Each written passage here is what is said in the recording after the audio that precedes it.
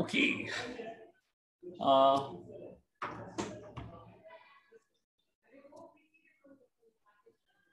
Basically जो मैंने आपके एस और इंडेक्स जो कवर किए हैं वो आपकी टॉपिक नंबर 19, 20, 21, 22 आपके इंस्टीट्यूट के स्टडी मटेरियल के, आईसीएसआई के स्टडी मटेरियल के ये चारों टॉपिक का ये एक पार्ट था, करेक्ट है? तो उसमें से हमने कवर किया एस 26 और उसके प्रैक्टिकल क्वेश्चंस भी कवर किए। हमने कवर किया इंडेस 113 जिसमें कोई प्रैक्टिकल क्वेश्चंस आपके स्टडी मटेरियल में नहीं दिए हुए हैं, इसीलिए मैंने उसको नहीं करवाया, लेकिन जो थियोरेटिकल एस्पेक्ट जितना आपका स्टडी मटेरियल में है वो पूरा कवर करा दिया। कोई बात रट्टा मारने की जरूरत नहीं है, किसी को भी बाय हार्ट नहीं करना है, मेन पॉइंट्स याद रखने। अगर आपने देखा होगा तो मैंने जो ट्रांसफर प्राइसिंग आपको मैंने पढ़ाया था, कॉस्टिंग का एक टॉपिक था, मार्जिनल कॉस्टिंग का एक पार्ट है वो। तो जो ट्रांसफर प्राइसिंग पढ़ाया था ना, और ट्रांसफर प्राइसिंग के बाद मैंने आपको कुछ एमसीक्यूज आपके ग्रुप पे अपडेट किए थे, तो मुझे लग रहा है कि आप लोगों ने उसको सॉल्व किए होंगे बेटा, आई होप। करेक्ट? बताओ कौन कौन आया आज कौन कौन आया है? ओके, चलो परफेक्ट। तो आज मैं कोर डिस्कशन करने जा रहा हूँ 19, 20, 21 एंड 22 पे, करेक्ट? तो सुनो मेरी बात को ध्यान से अभी जो मैं बोल रहा हूँ। आई होप सारे बच्चे आ गए होंगे। और can you unmute? Okay, I can do that surely. ये लो, कुछ बोलना है क्या?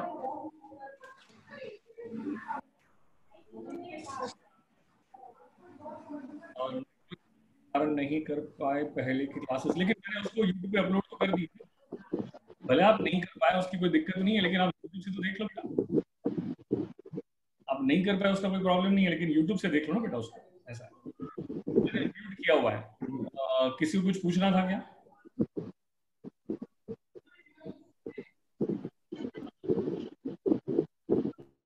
ओके, मैं अनम्यूट कर देता हूं।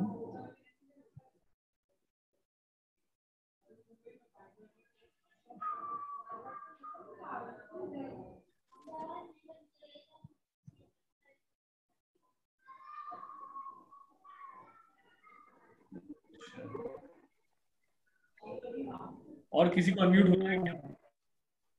चलो अथर्व को अनम्यूट करता हूँ। अनम्यूट किया हुआ है। चलो स्टार्ट करते हैं। भिजवा दिया, ग्रुप पे भिजवा दिया ऑलरेडी। किसी से डिस्टर्बेंस आ रहा है यार? कहाँ से डिस्टर्बेंस है भाई? चलो हाँ सर।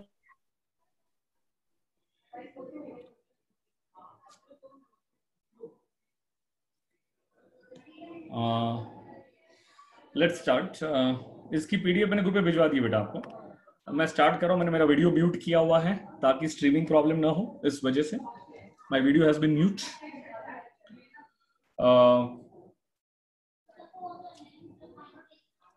वैल्यूएशन, ये बेसिकली टॉपिक नंबर 18 है आपका। कौन सा है? नहीं सॉरी 19 है, टॉपिक नंबर 19 बिजनेस वैल्यूएशन।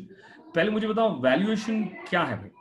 मैंने यहाँ पे कुछ लिखा हुआ है, valuation is not a debit credit topic. इसमें कोई आपका अकाउंटिंग वाला जर्नल एंट्री पास करना या डेबिट क्रेडिट करना ऐसा कोई टॉपिक नहीं है बेटा। ये वैल्यूएशन बस किसी कोई भी चीज की वैल्यू डिसाइड करो, उसको क्या कहते हैं? वैल्यूएशन कहते हैं। मैं अगर कहूं कि मेरे ये स्टाइलस की वैल्यू क्या है, इसकी वैल्यू डिसाइड करो, बेटा कोई भी चीज की वैल्यू डिसाइड करना ये बहुत ही सब्जेक्टिव डिसीजन है। कौन सा डिसीजन है? Subjective decision. मतलब इसमें एक्यूरेट साइंस अप्लाई नहीं होता है। मैं अगर कहूं ये स्टाइलस की वैल्यू क्या है, तो कोई कुछ कहेगा, कोई कुछ कहेगा, कोई कुछ कहेगा, कोई अपने अजम्पशंस लगाएगा, कोई दूसरे अपने अजम्पशंस लगाएगा, दूसरे अपने अजम्पशंस लगाएगा, सब अपने अपने अजम्पशंस लगा के इसकी वैल्यू डिसाइड करेंगे। इसीलिए वैल्यूएशन एक एग्जैक्ट साइंस नहीं है। जो भी रिलेवेंट इंफॉर्मेशन है, उस रिलेवेंट इंफॉर्मेशन को गैदर करके हमें लगता है कि इसकी ये वैल्यू होनी चाहिए, तो उसकी वैल्यू डिसाइड करते हैं। लेकिन फिर भी in this economic situation, business valuation is very very important. Business valuation is very very important.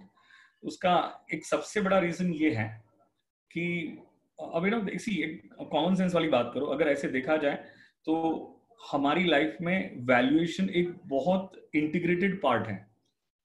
Value decide करना, हम कहीं ना कहीं हम लोग हमारी डेली रूटीन में भी बहुत सारी रेगुलर चीजों का भी हम भाव मतलब वैल्यू डिसाइड करते हैं। तो आज ये टॉपिक हमें क्या सिखाने वाला है कि एक बिजनेस की वैल्यू किस तरह से डिसाइड कर सकते हैं। अगर कोई हम कार खरीदने जाते हैं तो क्या उसकी वैल्यू फाइंड करते हैं कि नहीं करते, कोई हम घर खरीदने जाते हैं, हाउस खरीदने जाते हैं तो क्या उसकी वैल्यू फाइंड करते हैं कि नहीं करते हैं। तो जब हम इन छोटी मोटी चीजों की, कोई बड़ी चीजों की जब वैल्यू फाइंड करते हैं, कुछ भी करते हैं, तो उसकी एक प्राइस होती है, तो उसके प्राइस के बेस पे हम उसकी वैल्यू डिसाइड करते हैं। तो उसी तरह से एक बिजनेस की भी एक प्राइस होती है, बिजनेस की भी एक वैल्यू होती है। तो बस ये बिजनेस वैल्यूएशन टॉपिक में हमें यही सीखना है कि किस तरह से एक बिजनेस की वैल्यू को डिसाइड करें। और मैंने पहले ही कहा कि बिजनेस वैल्यूएशन बहुत ही सब्जेक्टिव है, बहुत ही सब्जेक्टिव है। अब ये मेरी प्रॉपर्टी है, ये घर मेरा है, तो उसकी वैल्यू ये मैं डिसाइड करूंगा। और जब मैं डिसाइड करूंगा तो उस डिसाइड करने में हो सकता है कि मेरे पर्सनल सेंटिमेंट से लेके, मेरे पर्सनल बायस से लेके, मतलब बहुत सारी चीजें उसमें जुड़ी हुई रहती हैं। तो यही चीज हमें वैल्यूएशन सिखाता है। और वैल्यूएशन की इतनी इंपॉर्टेंस क्यों है मैं समझाऊं तो बताओ, हमारी जो इंडियन इकोनॉमी है, क्या ये इमर्जिंग इकोनॉमी है, डेवलपिंग इकोनॉमी है? यस, ये डेवलपिंग इकोनॉमी है।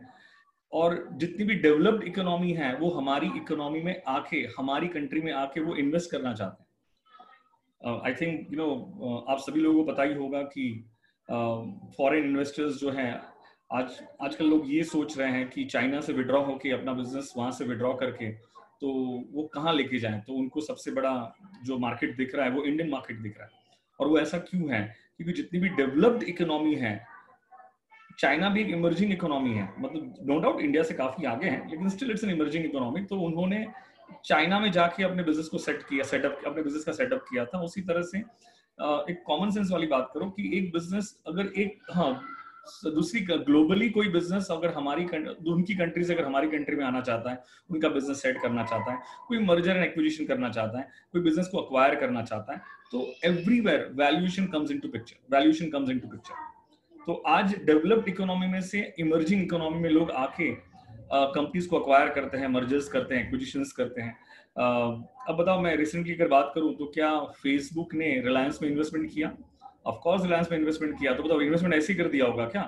मतलब क्या मुकेश अंबानी ने और मार्क जुकरबर्ग में मीटिंग की होगी और मीटिंग हो गई और इन्वेस्टमेंट हो गया, ऐसा होगा क्या? नहीं भाई, नहीं, ऐसा नहीं होता है। पहले बिजनेस की वैल्यू डिसाइड होती है, बिजनेस की वैल्यूएशन होती है कि रिलायंस जियो की वैल्यूएशन क्या है। तो आज जो हम टेक्निक पढ़ने जा रहे हैं, आज जो मैं आपके साथ डिस्कशन करने जा रहा हूँ, जो कि ऑलरेडी एफएम में कहीं ना कहीं to a certain extent discuss कर ही चुका हूँ, आज जो पढ़ाने वाला हूँ वो एफएम का एक कोर पार्ट है, एफएम का एक क्रूशियल पार्ट है। तो अगर आपका कॉस्ट ऑफ कैपिटल पे कंट्रोल नहीं है, पोर्टफोलियो मैनेजमेंट पे कंट्रोल नहीं है, टाइम वैल्यू मनी पे कंट्रोल नहीं है, तो ये टॉपिक नहीं समझेगा। अगर मैं ये कह दूं कि 19, 20, 21, 22 मोर और लेस यही टॉपिक है, कॉस्ट ऑफ कैपिटल, आपका कैपिटल बजटिंग का थोड़ा बहुत आता है, उसमें एप्लीकेशन आता है, उसमें आपका पोर्टफोलियो मैनेजमेंट के एप्लीकेशंस आते हैं, उसमें टाइम वैल्यू मनी के एप्लीकेशंस आते हैं। अगर इन पे कंट्रोल है आपका तो समझ लो कि ये कुछ नया सीखना नहीं है। लेकिन हाँ, तो अभी जो बिजनेस की वैल्यूएशन की बात कर रहा हूँ, तो बिजनेस की वैल्यूएशन क्यों, वही मैंने कहा कि अगर फेसबुक ने अगर आज रिलायंस जियो में इन्वेस्टमेंट का लेटेस्ट एग्जांपल है। अब चलो एक और एग्जांपल की बात कर रहा हूँ, रिलायंस राइट शेयर्स लेके आई, रिलायंस ने भी राइट इश्यू अनाउंस किया ना, थर्ड इश्यू ऑलरेडी ओपन हो चुका है और वो 3 जून को क्लोज होने वाला है। तो बेटा राइट इश्यू लाए तो राइट इश्यू का प्राइस क्या होना चाहिए, तो उसकी भी तो वैल्यूएशन होगी। तो वैल्यूएशन कहाँ पिक्चर में नहीं आता है? Valuation comes everywhere. देखो मैंने कुछ लिखा हुआ यहाँ पे, valuation involves everywhere. If you are buying a car, if you are buying a home, always there is some value attached to it. But here we talk about business valuation. Indian economy is an emerging economy. कौन सी economy है? Emerging economy. वहां पे बहुत emerging economy में बहुत सारी business opportunities होती हैं, इसीलिए डेवलप्ड इकोनॉमी कहाँ पे आती है? इमर्जिंग इकोनॉमी में आके वो अपना इन्वेस्टमेंट करती है। There are many startups involving nowadays, many merger acquisitions takes place. आपको पता है 2019 में इंडिया में $52 बिलियन के मर्जर्स एंड एक्विजिशंस हुए थे। कितने? $52 बिलियन के मर्जर्स एंड एक्विजिशन हुए थे।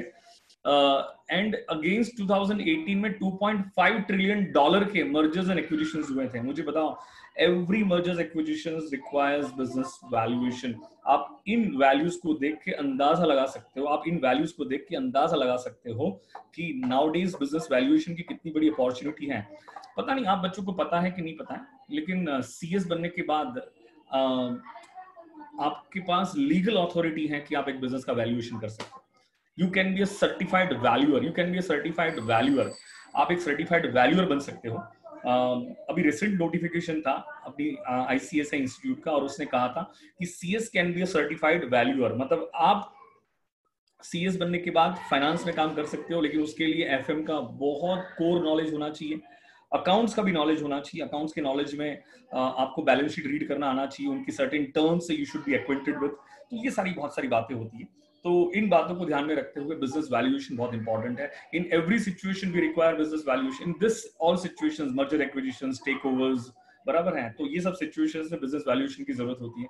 Due to globalization, foreign investors want to invest in our country because of this economic activities takes place at large scale, और उस वजह से बिजनेस वैल्यूएशन की जरूरत होती है। रिसेंटली वॉलमार्ट ने भी क्या फ्लिपकार्ट में क्या ऑलमोस्ट 70% स्टेक अक्वायर किया था। तो क्या ऐसे ही अक्वायर कर लिया होगा क्या? पहले उसकी वैल्यूएशन हुई होगी बेटा।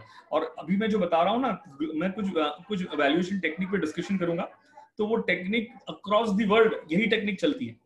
ये जो भी डिस्कशन करूंगा ये सारा प्रैक्टिकल डिस्कशंस है, ये जो भी कोई थियोरेटिकल डिस्कशन नहीं है। हाँ, टू अ सर्टेन एक्सटेंट हमें थियोरेटिकल पढ़ना पड़ता है, वो बात अलग है, लेकिन डिस्कशंस 100% प्रैक्टिकल है कि ऐसा ही प्रैक्टिकल वर्ल्ड में होता है, प्रैक्टिकल वर्ल्ड में होता है। तो मैंने कुछ बातें बताई आपको वैल्यूएशन को लेके। मैंने अगेन ये कहा कि valuation is not a debit credit topic. ये कोई डेबिट क्रेडिट टॉपिक नहीं है, देखो यहाँ पे लिखा हुआ है, ये कोई डेबिट या क्रेडिट का टॉपिक नहीं है बेटा। Here we no going to prepare any profit and loss account or balance sheet. यहाँ पे कोई profit and loss account balance sheet बनाने वाले नहीं है। This topic basically gives relevant information to management. Therefore, this topic is a part of management accounting. देखो ना, आपके सब्जेक्ट का नाम क्या है? Corporate and Management Accounting ना, CM है ना आपके सब्जेक्ट का नाम। क्योंकि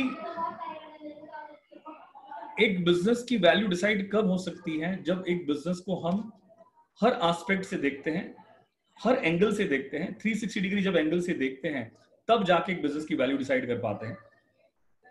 क्या अगर आप कोई कार खरीदने जाते हो, कोई घर खरीदने जाते हो, कोई भी चीज खरीदने जाते हो, तो क्या उसकी एक प्रॉपर इंक्वायरी करते हो क्या? और आप हर एक एस्पेक्ट को देखने की कोशिश करते हो, स्पेशली जब आप घर परचेज करते हो, अपना हाउस परचेज, आप फ्यूचर में मान के चलो कि सीएस बनेगा, अपना हाउस परचेज करोगे, तो बहुत सारी चीजें देखोगे, और वो बहुत सारी चीजों के देखने के बाद, वो सारे फैक्टर्स कंसीडर करने के बाद फिर आप डिसाइड करोगे कि इसकी वैल्यू बराबर है कि नहीं। कोई कार परचेज करने जाते हैं तो ऐसी परचेज थोड़ी कर लिया जो मतलब कार डीलर ने जो भी प्राइस बोल दिया मान लिया और आपने पे कर दिया, नहीं, वो कार डीलर उस प्राइस को जस्टिफाई करता है कि अगर हम इस कार का आपसे अगर 12 लाख रुपया ले रहे हैं, 12 लाख रुपीज चार्ज कर रहे हैं। देखो, हर सेक्टर में अलग अलग कार्स सेल होती हैं, कार्स की वैल्यू 3 लाख से स्टार्ट होके 3 करोड़ तक भी जाती है। तो मुझे तो हर कार की वैल्यू क्यों डिफर होती है? क्योंकि उसके कैरेक्टरिस्टिक्स अलग अलग हैं, उनके आई वुड रादर से उनके फीचर्स अलग अलग हैं। तो क्या हर कार डीलर जो भी है, हर कार मैन्युफैक्चरर जो भी है, ऑटोमोबाइल्स वाले, क्या अपने फीचर्स को लेके क्या अपनी वैल्यू को जस्टिफाई करते हैं क्या? तो उसी तरह से बिजनेस की भी वैल्यूएशन होती है बेटा यहाँ पे ये। तो this topic basically gives relevant information to management. वो मैनेजमेंट को एक प्रॉपर इन्फॉर्मेशन देते हैं, क्योंकि जब आप एक बिजनेस की वैल्यूएशन की बात करते हो तो बिजनेस को 360 डिग्री एंगल से देखते हो।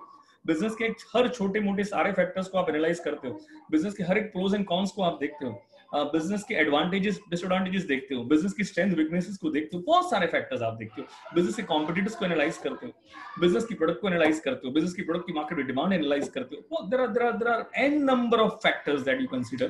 तो क्या ये सारे फैक्टर्स को जब आप कंसीडर करते हो, उसकी डिटेल में जाते हो, तो आप एक रिसर्च कर रहे हो, आप एक एनालिसिस कर रहे हो, तो क्या उसकी इन्फॉर्मेशन क्या मैनेजमेंट को मिलती है क्या? और उसको मैनेजमेंट को ये सारी इन्फॉर्मेशन काफी हेल्पफुल होती है। इसीलिए ये टॉपिक किसका पार्ट है? मैनेजमेंट अकाउंटिंग का एक पार्ट है बेटा। थोड़ा हाँ हाँ बोलेंगे ना तो बेटा पढ़ाने में अच्छा लगेगा बेटा। अदरवाइज तो ये क्या है ना, ये बोर हो रहा है यार, कि आपको पढ़ाने में ऐसा लग रहा है कि भाग जाओ मैं भी। तो थोड़ा हाँ हाँ बोलते हो चलोगे, ठीक है ना बेटा? You just have to speak out bit. तो आपको थोड़ा बोलना जरूरी है बेटा, ठीक है? चलो बोलते हो चलोगे। ओके, तो मैंने ये थोड़ी बात यहाँ पे बता दी। उसके बाद business valuation is a process of determining economic worth of a company based on its business model under certain assumptions and limiting conditions and subject to data available on valuation date. बेटा जब भी business valuation करेंगे तो बेटा ये जो मैंने लिखा है ना बहुत इंपॉर्टेंट है। Business valuation is a process of determining economic worth. बेटा वर्थ और इकोनॉमिक वर्थ में डिफरेंस है। वर्थ और इकोनॉमिक वर्थ में डिफरेंस है, मतलब ऐसे क्या कहूँ अभी देखो ना, जैसे कि बेनिफिट में और इकोनॉमिक बेनिफिट में डिफरेंस है। बाबा रामदेव का प्रवचन सुनोगे तो बेनिफिट तो मिलेगा, लेकिन इकोनॉमिक बेनिफिट नहीं मिलेगा, पैसा नहीं मिलेगा। आई hope you get my point clear. CS बन जाओगे तो इकोनॉमिक बेनिफिट मिलेगा। कौन सा बेनिफिट मिलेगा? इकोनॉमिक बेनिफिट, मतलब रोकड़ा आएगा, पैसा आएगा, कैश आएगा। समझ में आ रहा है क्या बात यहाँ पे? तो उसी तरह से क्या लिखा है, business valuation is the process of determining the economic worth of a company based on it's business model under certain assumptions and limiting conditions and subject to data available on the valuation date. Valuation is very very subjective. Valuation क्या है? बहुत ज्यादा subjective है। And valuation is not an exact science. मैंने क्यों लिखा बताओ? Subjective है। अरे यार ये मेरा स्टाइलस है, करेक्ट है, तो उसकी वैल्यू मैं डिसाइड करूंगा ना क्या होनी चाहिए। तो ये it's based on you know many assumptions, मेरे परसेप्शन पे, मेरे अजम्पशंस पे, मेरे सोचने के तरीके पे इसकी वैल्यू डिसाइड होती है। इसीलिए वैल्यूएशन क्या होता है? बहुत सब्जेक्टिव होता है। Valuation is not an exact science. ये कोई एग्जैक्ट साइंस नहीं है। आई hope you get my point clear. It changes from person to person, correct? It changes from person to person. You're right, exactly right. मुझे तो valuation depends on number of factors, like कौन सा है, purpose है। जब आप valuation करते हो तो मैंने कहा ना, वैल्यूएशन को बिजनेस की वैल्यू डिसाइड करने के लिए बहुत सारे फैक्टर्स कंसीडर करने पड़ते हैं। आप क्या पर्पस है वैल्यूएशन का? क्या कोई अमालगमेशन है, कोई एक्विजिशन पर्पस है? देखो ना, वैल्यूएशन कहाँ पे अप्लाई होता है? जैसे तो बहुत जगह अप्लाई होता है, लेकिन कुछ आपके स्टडी मटेरियल में जो लिखा हुआ है, मैं उन बातों को ध्यान में रखते हुए कुछ यहाँ पे मैं बोल रहा हूँ कि एरियाज में वैल्यूएशन इज इन्वॉल्वड या यूज्ड। तो नंबर 1 क्या होता है आपका? Merger and acquisitions. Merger acquisition, मुझे लग रहा है कि being a company law student मुझे ये समझाने की जरूरत नहीं होनी चाहिए कि मर्जर एक्विजिशंस क्या होंगे बेटा, ठीक है ना? तो मैं उस पर डिटेल डिस्कशन नहीं करता हूँ। सक्सेशन प्लानिंग, बताओ सक्सेशन प्लानिंग का मतलब क्या होता है? अगर एक फैमिली बिजनेस है, बराबर है, एक फैमिली बिजनेस है, और वो फैमिली बिजनेस में बहुत बार, जैसे कि टाटा की बात कर लो, क्या टाटा का बिजनेस, जैसे कि मुकेश अंबानी है, तो मुकेश अंबानी का बिजनेस कौन चलाएगा? उनका बेटा चलाएगा। लेकिन क्या टाटा में ऐसे कोई मतलब टाटा ने जो भी अपना बिजनेस है, आपको नहीं लगता है कि वो ऑलवेज अपना एंसेस्टर, मतलब बिजनेस को चलाने वाला ढूंढते हैं? रतन टाटा भी किसी को ढूंढ ही रहा है कि उसके बाद बिजनेस कौन चलाएगा, और वो उसके फैमिली मेंबर्स में से ही होगा, ऐसा कुछ जरूरी नहीं है। तो ऐसे कोई सक्सेशन प्लान होते हैं कि उस सिचुएशन में क्या एक बिजनेस अपने ही फैमिली मेंबर्स में किसी को दे दिया जाता है, तो ये सिचुएशन में भी एक बिजनेस की वैल्यूएशन करनी होती है। आईपीओ जब लेके आते हैं मतलब कि इनिशियल पब्लिक ऑफर लेके आते हैं। मुझे ऐसा जरूर लग रहा है कि रिलायंस जियो आज नहीं तो कल आईपीओ लेके आएगी, इनिशियल पब्लिक ऑफर लेके आएंगे। तो जब ये इनिशियल पब्लिक ऑफर लेके आते हैं तो कितनी प्राइस पे मार्केट में शेयर्स फ्लोट होने चाहिए? जैसे अभी रिसेंटली एसबीआई कार्ड लेके आया था, एसबीआई क्रेडिट कार्ड का आईपीओ आया था, पीट गया, मतलब नुकसान करा दिया उसने। तो एसबीआई क्रेडिट कार्ड का आईपीओ आया था, तो एसबीआई क्रेडिट कार्ड का आईपीओ ने भी क्या किया था कि कुछ 600-700 रुपीज में एक शेयर दिया था। तो ये 600-700 रुपीज में एक शेयर जब इश्यू किया होगा, तो कॉमन सेंस अप्लाई करके बताओ, क्या ऐसे ही मतलब वो क्रेडिट कार्ड के एमडी के दिमाग में प्राइस आ गई होगी और उसने उसी प्राइस पे क्या मार्केट में शेयर इश्यू कर दिए होंगे? ऐसा होगा? नहीं यार, पहले उसकी वैल्यूएशन होती है। क्या होती है? बिजनेस की वैल्यूएशन होती है, और बिजनेस की वैल्यूएशन के अकॉर्डिंग उसकी फिर प्राइस डिसाइड की जाती है। कोई डिस्प्यूट रेजोल्यूशन होता है कि मतलब कहीं पे डिस्प्यूट हो रहा है, मतलब कोई बातों को लेके, जैसे कि अब ऐसे मान लो रिलायंस डीमर्ज हुआ था। मुझे बताओ रिलायंस स्टार्ट करने वाले कौन थे? धीरूभाई अंबानी थे, करेक्ट? धीरूभाई अंबानी की डेथ के बाद रिलायंस का डीमर्जर हो गया था। सर्टेन बिजनेस किसके पास चले गए? मुकेश अंबानी के पास आ गए। सर्टेन बिजनेस किसके पास आ गए? अनिल अंबानी के पास आ गए। डिस्प्यूट हुआ ना, क्या हुआ? डिस्प्यूट हुआ। तो बताओ कौन क्या लेके जाएगा और कौन सी प्राइस पे लेके जाएगा? तो आपको नहीं लगता है उसके लिए पहले बिजनेस वैल्यूएशन होना चाहिए और वैल्यूएशन के बाद ये डीमर्जर होगा? ये अलग बात है कि अनिल अंबानी को बिजनेस रन करना ही नहीं आया, तो उसने अपनी कंपनी डुबा दी। और रिलायंस, अनिल अंबानी की रिलायंस डूबने का सबसे बड़ा रीजन था अनाप शनाप डेट। उतना डेट था कंपनी के पास, उतना डेट था और सामने से बिजनेस ही नहीं हो रहा था। और मैंने एफएम के लेक्चर में बहुत बार बोला है कि डेट इज गुड और बैड। डेट अच्छा है जब बिजनेस अच्छा है, डेट अच्छा है जब बिजनेस क्या है? अच्छा है। बिजनेस अच्छा होगा तो ईबीआईटी बहुत बड़ा होगा, तो ईबीआईटी में से आप इंटरेस्ट दे सकते हो। और वो डेट पे डेट उठाते गया, लेकिन उस बेवकूफ को ये नहीं समझ में आया कि डेट उठा तो रहा हूं, लेकिन उसके अगेंस्ट में मेरे पास अच्छे बिजनेस पॉलिसी होनी चाहिए, अच्छे बिजनेस स्ट्रेटेजीज होनी चाहिए, जिससे सेल्स जनरेट होगा तो क्या आएगा? ईबीआईटी आएगा, करेक्ट है? ईबीआईटी होगा तो आप उसमें से इंटरेस्ट पे कर पाओगे। सेम वीडियोकॉन का हुआ था। एक टाइम की सबसे बेस्ट कंपनी, मतलब इलेक्ट्रॉनिक सेक्टर्स में, इलेक्ट्रॉनिक सेगमेंट में, आपको तो पता नहीं होगा, लेकिन जब मैं आपकी तरह छोटा बच्चा था तो उस टाइम पे घर घर में वीडियोकॉन की टीवी होते थे, घर घर में वीडियोकॉन के रेफ्रिजरेटर होते थे, घर घर में, मतलब वीडियोकॉन ही दिखाई देता था और कुछ नहीं दिखाई देता था। लेकिन उसने भी एक्सपांशन के चक्कर में अपनी एक्सपर्टीज गवा दी, और अपनी एक्सपर्टीज चली गई। उसकी एक्सपर्टीज जाने की वजह से प्रॉब्लम ये क्रिएट हो गई कि उसने अलग अलग सेक्टर्स में अपना हाथ अजमाना, मतलब अलग अलग सेक्टर्स में जाके बिजनेस करना स्टार्ट किया। वो कंस्ट्रक्शन में भी आ गया, वो ऑयल एक्सट्रैक्शन में भी चला गया, बहुत सके चला गया। उसको लगा कि एक बिजनेस में सक्सेस हुआ तो हर हर बिजनेस में सक्सेस हो सकते हैं, लेकिन गलत हुआ उसका, वो डिसीजन गलत गया। और जहां जहां उसने बिजनेस एक्सपांशन किया वहां वहां पैसा घुस गया, पैसा लग गया ना, और वो पैसा इन्वेस्ट करने के लिए वो डेट उठा दे गया, और एक सिचुएशन ये आ गई कि वो अपने कोर बिजनेस पे ध्यान नहीं दे पाया। और उसका कोर बिजनेस क्या था? इलेक्ट्रॉनिक्स था, उस पर भी ध्यान नहीं दे पाया। और कॉम्पिटिटर ने, एलजी है, सैमसंग है, इन सभी लोगों ने अपना उसका मार्केट कैप्चर कर लिया। तो ऐसी बातों को ध्यान में रखते हुए मेरे दोस्तों, मैं कहता हूं कि इन सारी सिचुएशंस में क्या बिजनेस वैल्यूएशन अप्लाई होता होगा कि नहीं होता होगा? तो ये बिजनेस वैल्यूएशन अप्लाई तो होता है, बिजनेस वैल्यूएशन तो करेंगे, लेकिन बिजनेस वैल्यू करने के लिए मैंने कहा ना, बहुत सारे फैक्टर्स ध्यान में रखने पड़ते हैं। तो कौन से फैक्टर्स ध्यान में रखने पड़ते हैं? कौन से पर्पस के लिए वैल्यूएशन हो रहा है? क्या मर्जर एंड एक्विजिशन के लिए वैल्यूएशन हो रहा है? क्या सक्सेशन प्लानिंग के लिए वैल्यूएशन हो रहा है? क्या आईपीओ के लिए वैल्यूएशन हो रहा है? क्या डिस्प्यूट रेजोल्यूशन के लिए वैल्यूएशन हो रहा है? तो बहुत सारी बातों पे डिपेंड करता है कौन से स्टेज, बिजनेस का कौन सा स्टेज चल रहा है। बिजनेस का इनिशियल स्टेज है, बिजनेस का इंटरमीडिएट स्टेज है, बिजनेस का, आई वुड रादर से, क्या ये बिजनेस का, मतलब आई वुड रादर से सक्सेशन स्टेज है, मतलब कौन से स्टेज पे बिजनेस खड़ा हुआ है। ये हर बात मायने रखती है। उसके पास फाइनेंशियल्स भी, मतलब उसके पास रिकॉर्ड्स, आज अगर बिजनेस वैल्यूएशन करने जा रहे हैं, पास फाइनेंशियल्स, मतलब उसके फाइनेंशियल स्टेटमेंट्स, उसके profit and loss account, balance sheet, cash flow statement, तो उसके पास फाइनेंशियल्स क्या बोलते हैं, आज का इंडस्ट्री सिनेरियो क्या है, मैनेजमेंट प्रमोटर्स की स्ट्रेंथ, मैनेजमेंट प्रमोटर्स की स्ट्रेंथ क्या है।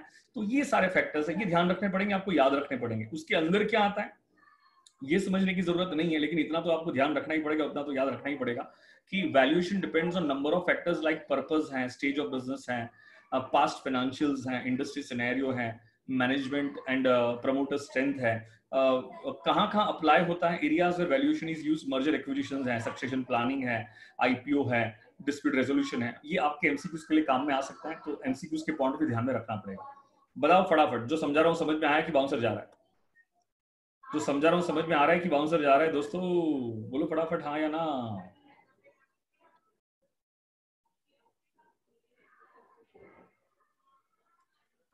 ओके, बच्चे बोल रहे समझ में आ रहा है, चलो वंडरफुल। थोड़ा हाँ बोलते रहेंगे तो अच्छा लगता है ना बेटा। चलो, मुझे लग रहा है बच्चे धीरे धीरे कम हो जाएंगे, लेकिन एटलीस्ट 5 बच्चे तो रहेंगे ना। 8 बच्चे हैं तो 5 तो रहेंगे। मुझे लग रहा है कि ये इस सेकंड ग्रुप देने वाले बच्चे क्या एकदम लथार्जिक होते हैं क्या? आपको छोड़ दो, आप बच्चे तो रेगुलर आते हो, लेकिन बाकी बच्चे क्यों आते नहीं समझ में नहीं आ रहा है। कि उनको सब आता होगा इसलिए नहीं आते होंगे? What's the scenario, I don't know. एक मिनट में पानी लेके आया, जरा पानी की प्यास लगी है।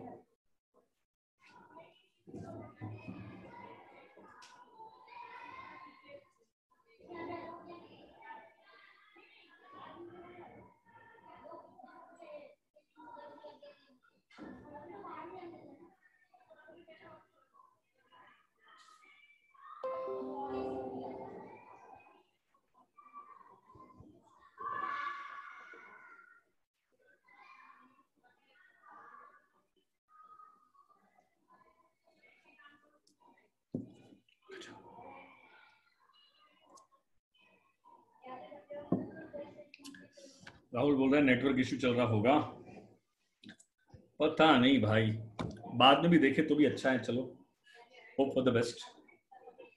हाँ, अब मेरी बात को ध्यान से सुनना बेटा। क्या क्या याद रखना है, ये सारी बातें मैं बोलते हुए चलूंगा, तो उसको ध्यान में रखते हुए चलोगे, और ध्यान में रख के सारी बातों को समझने की कोशिश करोगे, ठीक है? Approaches of valuation, approaches of valuation में नंबर 1 कौन सा अप्रोच है? इनकम अप्रोच है। नंबर 2 क्या अप्रोच है? एसेट अप्रोच है। एंड नंबर 3 कौन सा अप्रोच है? मार्केट अप्रोच है। तीनों याद रखना पड़ेगा, और अलग अलग टॉपिक में इसका रिपीटेड डिस्कशन हो रहा है। 19, 20, 21, 22 में ये 3 अप्रोच पे कहीं ना कहीं पे 2 से 3 बार डिस्कशन हो चुका है। बात वही की वही कर रहे हैं, लेकिन उन्हीं बातों पे डिस्कशन करते हुए चलते हैं, ठीक है?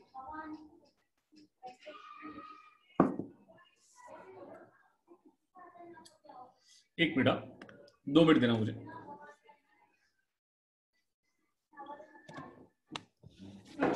चलो हम डिस्कशन स्टार्ट करते हैं। मुझे बताओ, मैंने वीडियो म्यूट किया जस्ट स्ट्रीमिंग प्रॉब्लम ना आ जाए इस वजह से।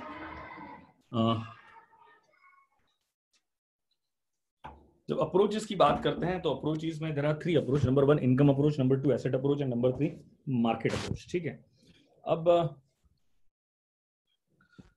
choice of the appropriate valuation approach to be used in a given valuation project is based on the judgment of the valuer। मैंने वही कहा ना कि कौन सा अप्रोच अप्लाई करना है, इनकम अप्रोच अप्लाई करना है, एसेट अप्रोच अप्लाई करना है, मार्केट अप्रोच अप्लाई करना है। मैं टू अ सर्टेन एक्सटेंट तीनों अप्रोच पे डिस्कशन करता हूं, ध्यान से मेरी बात को सुनोगे। The choice of appropriate valuation, the choice of appropriate valuation approach to be used in a given valuation project is based on judgment of the valuer। वो किसके जजमेंट पे जाता है? वैल्यूअर के जजमेंट पे जाता है, जो बिजनेस को वैल्यू करेगा। जैसे कि आप कल सीएस बन के अगर बिजनेस वैल्यूएशन करते हो तो ये आपके जजमेंट पे जाता है कि मुझे कौन सा अप्रोच फॉलो करना है, इनकम अप्रोच फॉलो करना है, एसेट अप्रोच फॉलो करना है, मार्केट अप्रोच फॉलो करना है। ठीक है, इसीलिए तो हम बिजनेस वैल्यूएशन को सब्जेक्टिव कहते हैं। उसके बाद क्या लिखा हुआ है? The valuer's choice of method is determined by characteristics of the business to be valued. मैंने वही कहा ना कि जब भी कोई बिजनेस को वैल्यू करना होता है, जब भी कोई बिजनेस को वैल्यू करना होता है तो वो डिपेंड करता है कि उस बिजनेस का कैरेक्टरिस्टिक्स क्या है। करेक्ट है? तो वो बिजनेस के कैरेक्टरिस्टिक्स से, बिजनेस के कैरेक्टरिस्टिक्स नहीं, बिजनेस को 360 डिग्री एनालाइज करना होता है और उसके बाद वैल्यूअर डिसाइड करता है कि मुझे वो चॉइस करता है कि मुझे कौन सी मेथड पे जाना चाहिए, कौन सी मेथड पे जाना चाहिए। I hope you get my point clear. अब वो कौन से मतलब वो कैरेक्टरिस्टिक्स क्या क्या हो सकते हैं? तो history and nature of business, industry and general economic situations. बेटा जब भी कोई भी बिजनेस की वैल्यूएशन करने के लिए अप्रोच डिसाइड करना है, क्या डिसाइड करना है? अप्रोच डिसाइड करना है। तो वो कौन सा अप्रोच होना चाहिए? इनकम अप्रोच होना चाहिए, एसेट अप्रोच होना चाहिए, मार्केट अप्रोच होना चाहिए। मुझे ऐसा लग रहा है कि काम करते हैं, मैं ना ये वाला पार्ट है ना एंड में डिस्कस करता हूँ, क्योंकि मैं अगर ऐसे डिस्कशन करूंगा ना तो आप मेरी बातों को समझ नहीं पाओगे, इतनी अच्छी तरह से नहीं समझ पाओगे। तो what I do, just leave it right now. Correct है?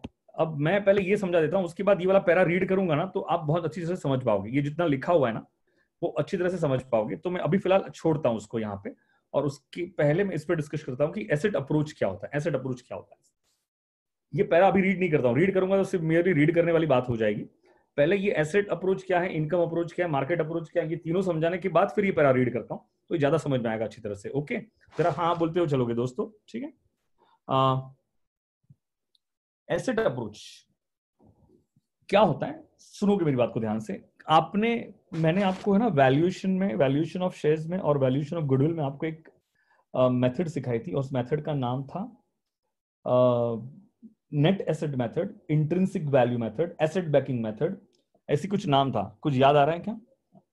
याद आ रहा है तो जरा हाँ बोल के जरा रिस्पॉन्ड करोगे ताकि मैं समझ पाऊं, मेरी बातों को समझ पा रहे हैं आप? ठीक है, अगर कोई नाम याद आ रहा है तो मुझे फटाफट बताओगे। हाँ, कैसे कुछ नाम याद आ रहा है? फॉर्मूला भी था, हाँ बता दर्शन, फॉर्मूला क्या था? Net asset method, net asset कोई भी कंपनी की नेट एसेट कैसे फाइंड करते हैं दोस्तों? बहुत सिंपल सी बात है ना, assets minus third party liabilities, correct है, माइनस प्रेफरेंस शेयर कैपिटल, तो हमें क्या मिल जाता है? Net assets available to equity share holders, उसको क्या कर देते हैं? Divided by number of equity shares, तो हमें क्या मिल जाता है? हमें क्या मिल जाता है? नंबर ऑफ इक्विटी शेयर से डिवाइड कर देंगे तो हमें क्या मिल जाएगा? इंट्रिंसिक वैल्यू पर शेयर। याद आ रहा है कि नहीं आ रहा है कुछ बेटा? अभी मैं इतना डिटेल तो नहीं जा सकता बेटा, इतना डिटेल जाऊंगा तो बड़ी दिक्कत हो जाएगी। मैं इतना प्रिजम्पशन ले रहा हूँ कि ये सारी बातें आपको रिकलेक्ट होती होगी। ठीक है, तो क्या लिखा है? The asset based approach is best when a business is non-operating or has been generating losses or company is going to get liquidated। क्या लिखा है ध्यान से सुनना। एसेट बेस्ड अप्रोच कब बेस्ट है? कि जब बिजनेस नॉन ऑपरेटिंग है। नॉन ऑपरेटिंग का मतलब क्या हुआ? कि बिजनेस, मतलब नॉन ऑपरेटिंग का मतलब ये हुआ कि बिजनेस का धंधा बिका, अनिल अंबानी, वीडियोकॉन, ये सब कौन सा, अब ये कौन से बिजनेस बन गए? ये क्या ऑपरेटिंग कंडीशन में है? कि हाँ वीडियोकॉन ने तो इंसॉल्वेंसी, मतलब बैंक्रप्सी के लिए अप्लाई कर दिया, इंसॉल्वेंसी के लिए अप्लाई कर दिया। सेम अनिल अंबानी की रिलायंस का हो गया।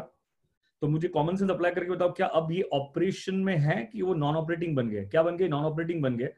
Company has been generating losses और कंपनी लिक्विडेशन में जाती है तो जनरली हम कौन सा अप्रोच अप्लाई करते हैं? एसेट बेस्ड अप्रोच अप्लाई करते हैं। सर हम एसेट बेस्ड अप्रोच क्यों अप्लाई करते हैं? कॉमन सेंस है ना। अब मुझे बताओ, कंपनी की बैलेंस शीट में जितनी भी एसेट्स होगी, क्या उसको आप संभाल के रखेंगे कि बेच देंगे? उसको बेचेंगे, और उसको बेच के जो भी पैसा आएगा उससे किसका पेमेंट करेंगे? थर्ड पार्टी लाइबिलिटीज का पेमेंट करेंगे, और उसके बाद जो बचेगा वो किसको देंगे? प्रेफरेंस को देंगे, और प्रेफरेंस को देने के बाद जो बचा वो किसका? इक्विटी का होगा। तो ये एसेट अप्रोच कब अप्लाई होता है? जब कंपनी लिक्विडेशन में जाती है। Second, company focuses on it's holding, investment और रियल एस्टेट। मुझे बताओ, एक कंपनी की बैलेंस शीट में आपको एसेट साइड पे बड़ी बड़ी मशीनरीज, बड़े बड़े प्लांट्स, बड़े बड़े इन्वेस्टमेंट्स, हाँ, रियल एस्टेट प्रॉपर्टीज, ये सब दिख रहा है। तो मुझे कॉमन सेंस अप्लाई करके बताओ, क्या आपको नहीं लगता है कि ये ऐसा कोई भी, अगर ऐसा कोई भी बिजनेस है, उसका मेन फोकस उनकी फिक्स टेंजिबल फिक्स एसेट्स पे है? जैसे कोई बिल्डर है, करेक्ट है, जैसे कोई बहुत बड़ी मैन्युफैक्चरिंग कंपनी है, तो उनकी जो मेन एसेट्स होती है ना, उनकी टेंजिबल फिक्स एसेट्स होती है। क्या होती है? टेंजिबल फिक्स एसेट्स होती है। तो जब कंपनी का फोकस ये होता है कि वो बड़े बड़े फिक्स एसेट्स को, बड़े बड़े इन्वेस्टमेंट को होल्ड करके रखता है, तो ये सिचुएशन में भी हम कौन सा अप्रोच अप्लाई करते हैं? हम एसेट बेस्ड अप्रोच अप्लाई करते हैं। कौन सा अप्रोच अप्लाई करते हैं? हम एसेट बेस्ड अप्रोच अप्लाई करते हैं। आप मेरी बातों को समझ पा रहे हो कि नहीं समझ पा रहे बेटा? अगर समझ पा रहे हो तो हाँ बोलोगे, नहीं समझ रहे हो तो ना बोलोगे, ठीक है? फटाफट बताओ मुझे। Asset approach, asset based approach कब अप्लाई करेंगे? एसेट बेस्ड अप्रोच का मतलब क्या होता है? जो आपने पढ़ लिया था, intrinsic value approach, net asset approach, उसी की बात कर रहे हैं। वो क्या कहना चाहता है कि कंपनी की बैलेंस शीट में अगर भारी भरकम एसेट्स हैं, हैवी हैवी एसेट्स हैं, तो भाई आप एसेट अप्रोच में जाओ, क्योंकि उन एसेट को बेचेंगे तो उन एसेट्स में कंपनी का मेजोरिटी एसेट साइड पे, अगर मान के चलो कि 10,000 करोड़ की एसेट्स हैं, और वो 10,000 करोड़ की एसेट्स में से 9,000 करोड़ इन भारी भारी भरकम एसेट्सों में रखा हुआ है, इन हैवी एसेट्स में रखा हुआ है, तो इन एसेट्स को मार्केट में जब भी बेचेंगे तब पैसा रियलाइज होने वाला है। तो ऐसे कंपनी का, ऐसे बिजनेस का अगर वैल्यूएशन करना है तो एसेट अप्रोच ही होना चाहिए। कौन सा अप्रोच होना चाहिए? एसेट अप्रोच ही होना चाहिए। I hope you get my point clear, what I mean to say. मुझे बताओ, या तो कोई कंपनी लिक्विडेट होने वाली है तो कौन सा अप्रोच आना चाहिए? एसेट अप्रोच आना चाहिए। तो सर इनकम और अर्निंग अप्रोच कब आना चाहिए? In this approach value of business must be related to the profits it will earn और cash it will generate in future. Any growing company will never go by income based approach, जैसे कि Flipkart है, Snapdeal है, Paytm है। If they value as per the income based approach, their value will be negative because they don't have profits. सुनो मेरी बात को ध्यान से, ये बहुत ही इंपॉर्टेंट है। क्या लग रहा है आपको, आज की डेट में फ्लिपकार्ट प्रॉफिट कर रहा है? नहीं, लॉस करता है। क्या स्नैपडील प्रॉफिट कर रहा है? नहीं, लॉस कर रहा है। अमेजॉन का इंडियन ऑपरेशन क्या प्रॉफिट कर रहा है? नहीं, लॉस कर रहा है। फिर भी वॉलमार्ट ने $19 बिलियन का इन्वेस्टमेंट किया। किसमें? फ्लिपकार्ट में। तो क्या वॉलमार्ट पागल होगा कि $19 बिलियन का इन्वेस्टमेंट करके बैठा है? ये जो कंपनी, जैसे कि आप ये उबर ले लो, उबर इट्स ले लो आप, फिर आपका स्विगी ले लो आप, जितने भी स्टार्टअप्स है ना, ये कोई प्रॉफिट पे काम करते ही नहीं है। सब ये सब कैश फ्लो पे काम करते हैं। किस पे काम करते हैं? कैश फ्लो पे काम करते हैं। उनका प्रॉफिट नेगेटिव होता है, वो सिर्फ ब्रांड वैल्यूएशन पे काम करते हैं। किस पे काम करते हैं? ब्रांड वैल्यूएशन पे काम करते हैं। उन जो अगर अगर वॉलमार्ट ने फ्लिपकार्ट में इन्वेस्टमेंट किया है ना, तो उसका ऑब्जेक्टिव यही होगा कि मैं 5 साल तक इसकी वैल्यूएशन को, और मान के चलो कि वॉलमार्ट ने जब फ्लिपकार्ट पे इन्वेस्टमेंट किया होगा, तो कॉमन सेंस अप्लाई करके बताओ, क्या उसकी शेयर्स की वैल्यूएशन हुई होगी कि नहीं हुई होगी? 100% किया होगा उसकी शेयर्स का वैल्यूएशन। मान के चलो कि वॉलमार्ट ने आज फ्लिपकार्ट के शेयर्स को एक्स प्राइस पे अक्वायर किया, मुझे नहीं पता कौन सी प्राइस पे, लेकिन एक्स प्राइस पे अक्वायर किया, तो वॉलमार्ट क्या करेगी? उस एक्स प्राइस को एक्स प्लस समथिंग करेगी और आगे किसी को बेच देगी। बोल रहे थोड़ा आवाज बढ़ाओ। अब आवाज तो बेटा, आवाज नहीं आ रही क्या मेरी बेटा? जरा देखो, आवाज नहीं आ रही क्या?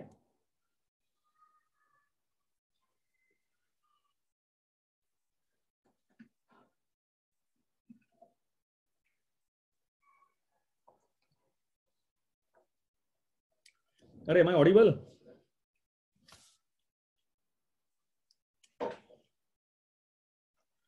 अरे दोस्तों, एम आई ऑडिबल? एक स्टडी मटेरियल चल गया नहीं, वो तो जैसे बाहर जैसे ना ना, वो तो कलाक जाने ए बेसी મને તો 11:30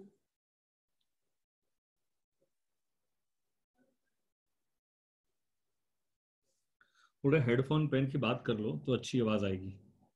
ठीक है बेटा, कोशिश करते हैं। हाँ,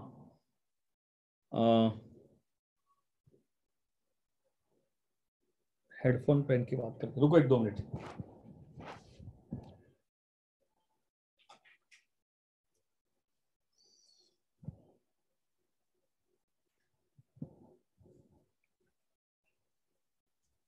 कॉर्पोरेट मैनेजमेंट अकाउंट, हाँ करेक्ट।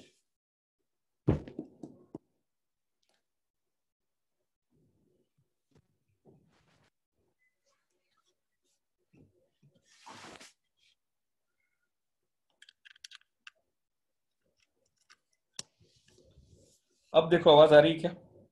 अब बताओ फटाफट। ये तो यार इरिटेट हो रहा है इसके तो। क्या होने लगा इस हाँ, अभी क्लियर है क्या? ओके। सुनोगे मेरी बात को ध्यान से, मैं क्या कह रहा हूं। अभी बराबर है ना आवाज? सब बच्चे बोल रहे क्लियर आ रही है। बस मैं बात वही समझाने की कोशिश कर रहा हूं आपको कि बात क्या है कि बिजनेस वैल्यूएशन के 3 अप्रोच हैं। एक तो एसेट बेस्ड अप्रोच है, मैंने बता दिया कि एसेट बेस्ड अप्रोच जनरली कब, जब कोई भी कंपनी लिक्विडेट हो रही है, नॉन ऑपरेटिंग कंडीशन में है, या तो मतलब उसकी बैलेंस शीट में ऐसी भारी भरकम एसेट्स हैं जिसकी मार्केट वैल्यू बहुत ज्यादा है, करेक्ट है, टेंजिबल एसेट्स ज्यादा है, ऐसे मान लो टेंजिबल फिक्स एसेट्स ज्यादा है, तो ये सिचुएशन में वो कंपनी का अगर बिजनेस वैल्यूएशन करना है तो हम कौन सी मेथड पे जाएंगे? हम एसेट बेस्ड अप्रोच पे जाएंगे, करेक्ट। सेकंड मैंने बताया इनकम बेस्ड अप्रोच। जिस कंपनी का पास रिकॉर्ड्स हैं कि वो अच्छा खासा प्रॉफिट जनरेट कर रही है, जिस कंपनी का पास रिकॉर्ड है कि वो अच्छा खासा प्रॉफिट जनरेट कर रही है बेटा, तो मुझे बताओ पिछले 10 साल से अच्छा खासा प्रॉफिट जनरेट कर रही है, तो क्या प्रेडिक्शन करोगे? एक बंदे ने, एक स्टूडेंट ने फर्स्ट से लेकर 10th स्टैंडर्ड तक 90% स्कोर किया, तो what will be your presumption कि वो 11th 12th में आगे चल के क्या करेगा? वही है ना कि उसने अगर अच्छा प्रॉफिट, अच्छे मार्क्स किए, अच्छे मार्क्स स्कोर किए, तो आगे चल के भी अच्छे मार्क्स स्कोर करेगा। तो अगर एक बिजनेस अगर अच्छा प्रॉफिट कर रहा है, तो आगे चल के भी उसका अच्छा प्रॉफिट होगा, अच्छे इनकम जनरेट करेगा। और मैंने आपको एफएम में ये बहुत बार बोला है, कोई भी एसेट की, कोई भी चीज की, कोई भी शेयर्स की, कोई भी बॉन्ड की आज की वैल्यू क्या होनी चाहिए? आज की वैल्यू क्या होनी चाहिए? Present value of future cash flows. Present value of future cash flows कुछ याद आ रहा है कि नहीं आ रहा है बेटा आपको यहाँ पे? Present value of future cash flows. तो बेटा बस बात वही है कि इनकम और अर्निंग अप्रोच क्या कहता है? In this approach value of business must be related to the profits it will earn, cash it will generate in the future. लेकिन मैंने कहा कि अगर फ्लिपकार्ट है, स्नैपडील है, अगर ऐसी कंपनी का अगर इनकम बेस्ड वैल्यूएशन करने जाएंगे ना, तो उनकी वैल्यूएशन नेगेटिव में चली जाएगी। बताओ क्यों नेगेटिव में चली जाएगी?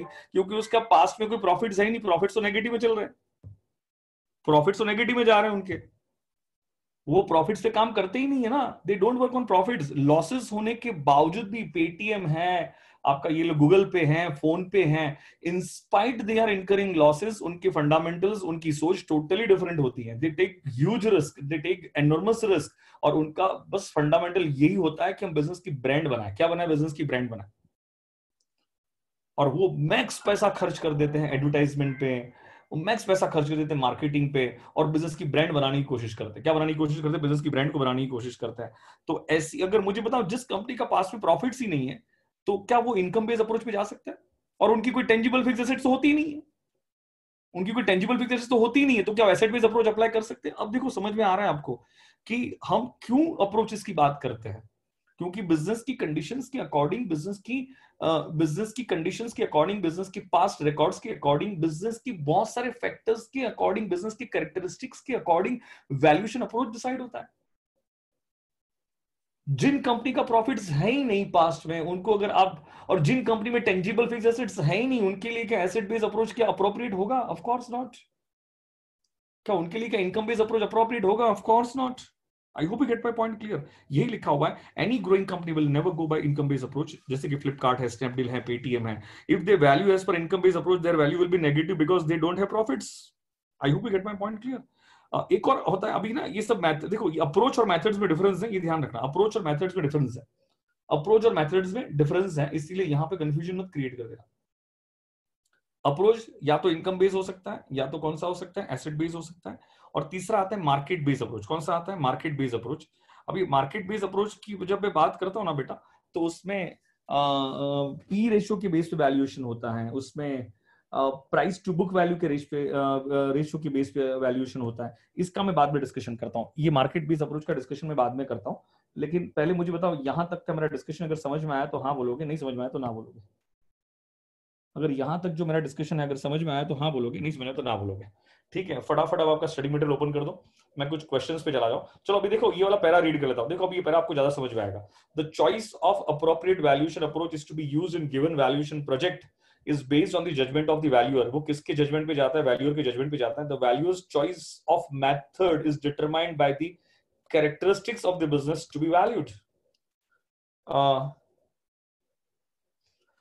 दर्शन क्या समझना है बोलना, मैं तुझे अनम्यूट करता हूं, रुक जा।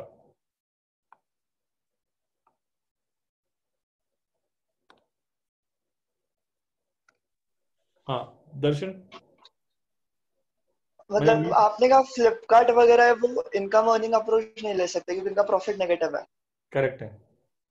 तो फिर वो एसेट बेस्ड अप्रोच भी नहीं लेंगे ना, तो लेंगे कौन सा? नहीं, आगे आता है ना मार्केट बेस्ड अप्रोच है, पी वैल्यूएशन है, मैंने बताया नहीं ना अभी तुझे, तो तो प्राइस इनकम बेस्ड अप्रोच में कौन आता है एग्जैक्टली फिर? नहीं, जिसका पास में प्रॉफिट्स है, जिसको जो पास में प्रॉफिट्स अगर अर्न कर रहा है, तो मतलब पास में अगर उनके प्रॉफिट्स है तो वो इनकम बेस्ड अप्रोच लेगा ना, क्या प्रॉब्लम है उसको? मतलब पास में ओके। प्रॉफिट है। अब एक चीज मुझे बता यार, कि अगर जो ऐसे अगर तुझे एग्जांपल आईटीसी ले ले, चल आईटीसी कंपनी ले ले, तो यार पास में प्रॉफिट अच्छे खासे प्रॉफिट है उसके, और एक कंसिस्टेंट ग्रोथ से प्रॉफिट है। तो राइट।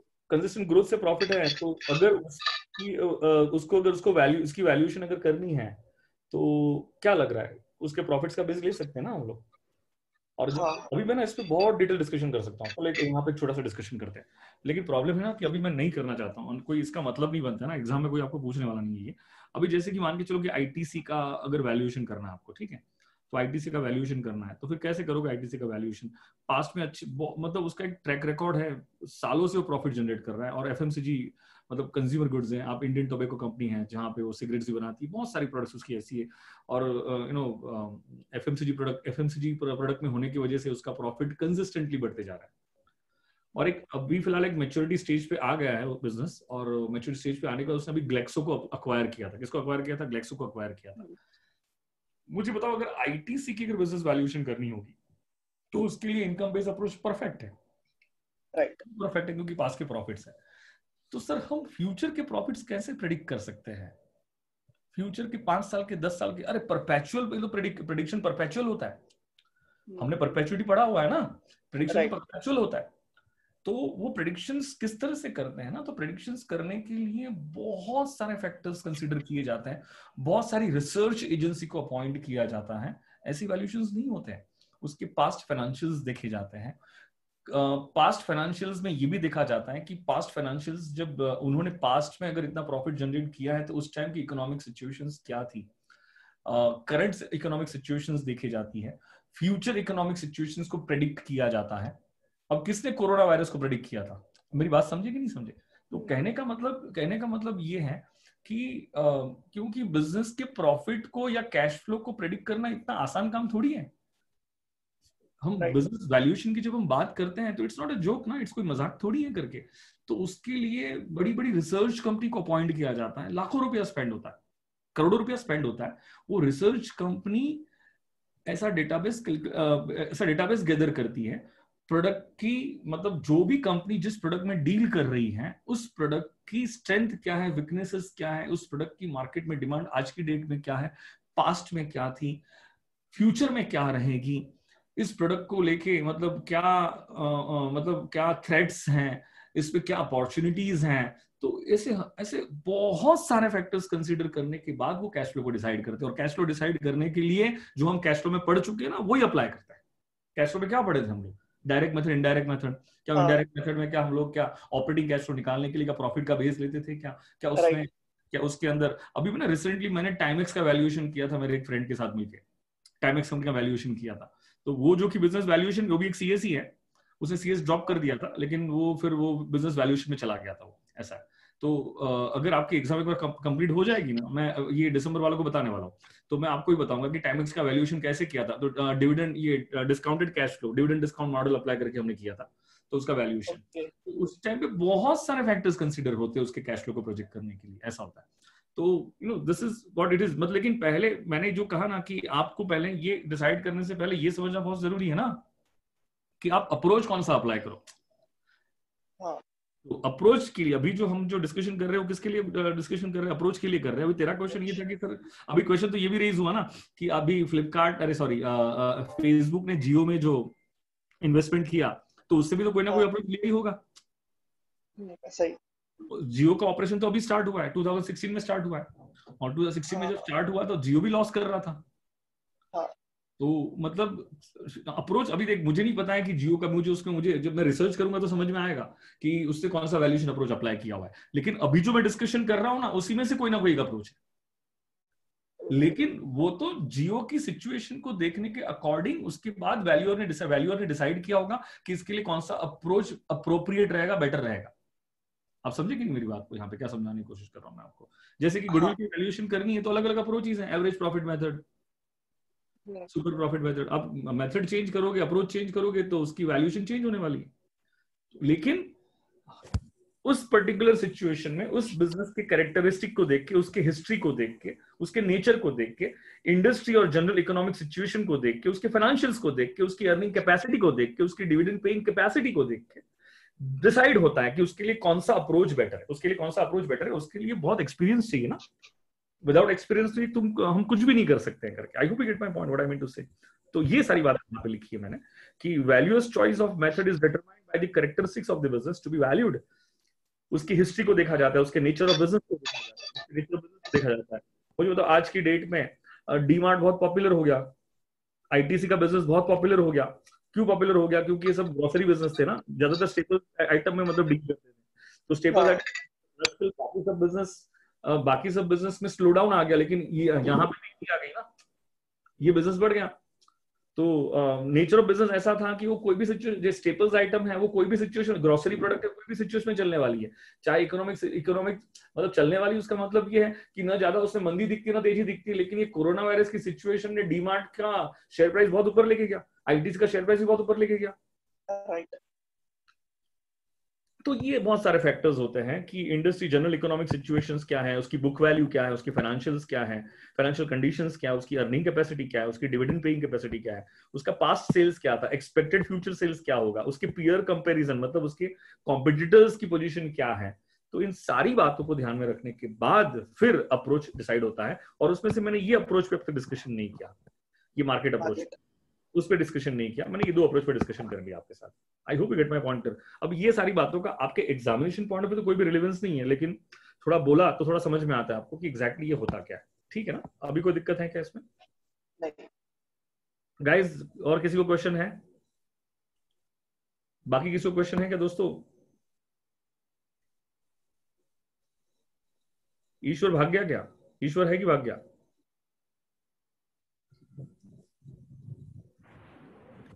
ओके। ईश्वर, एस का मतलब क्या समझने का भाई?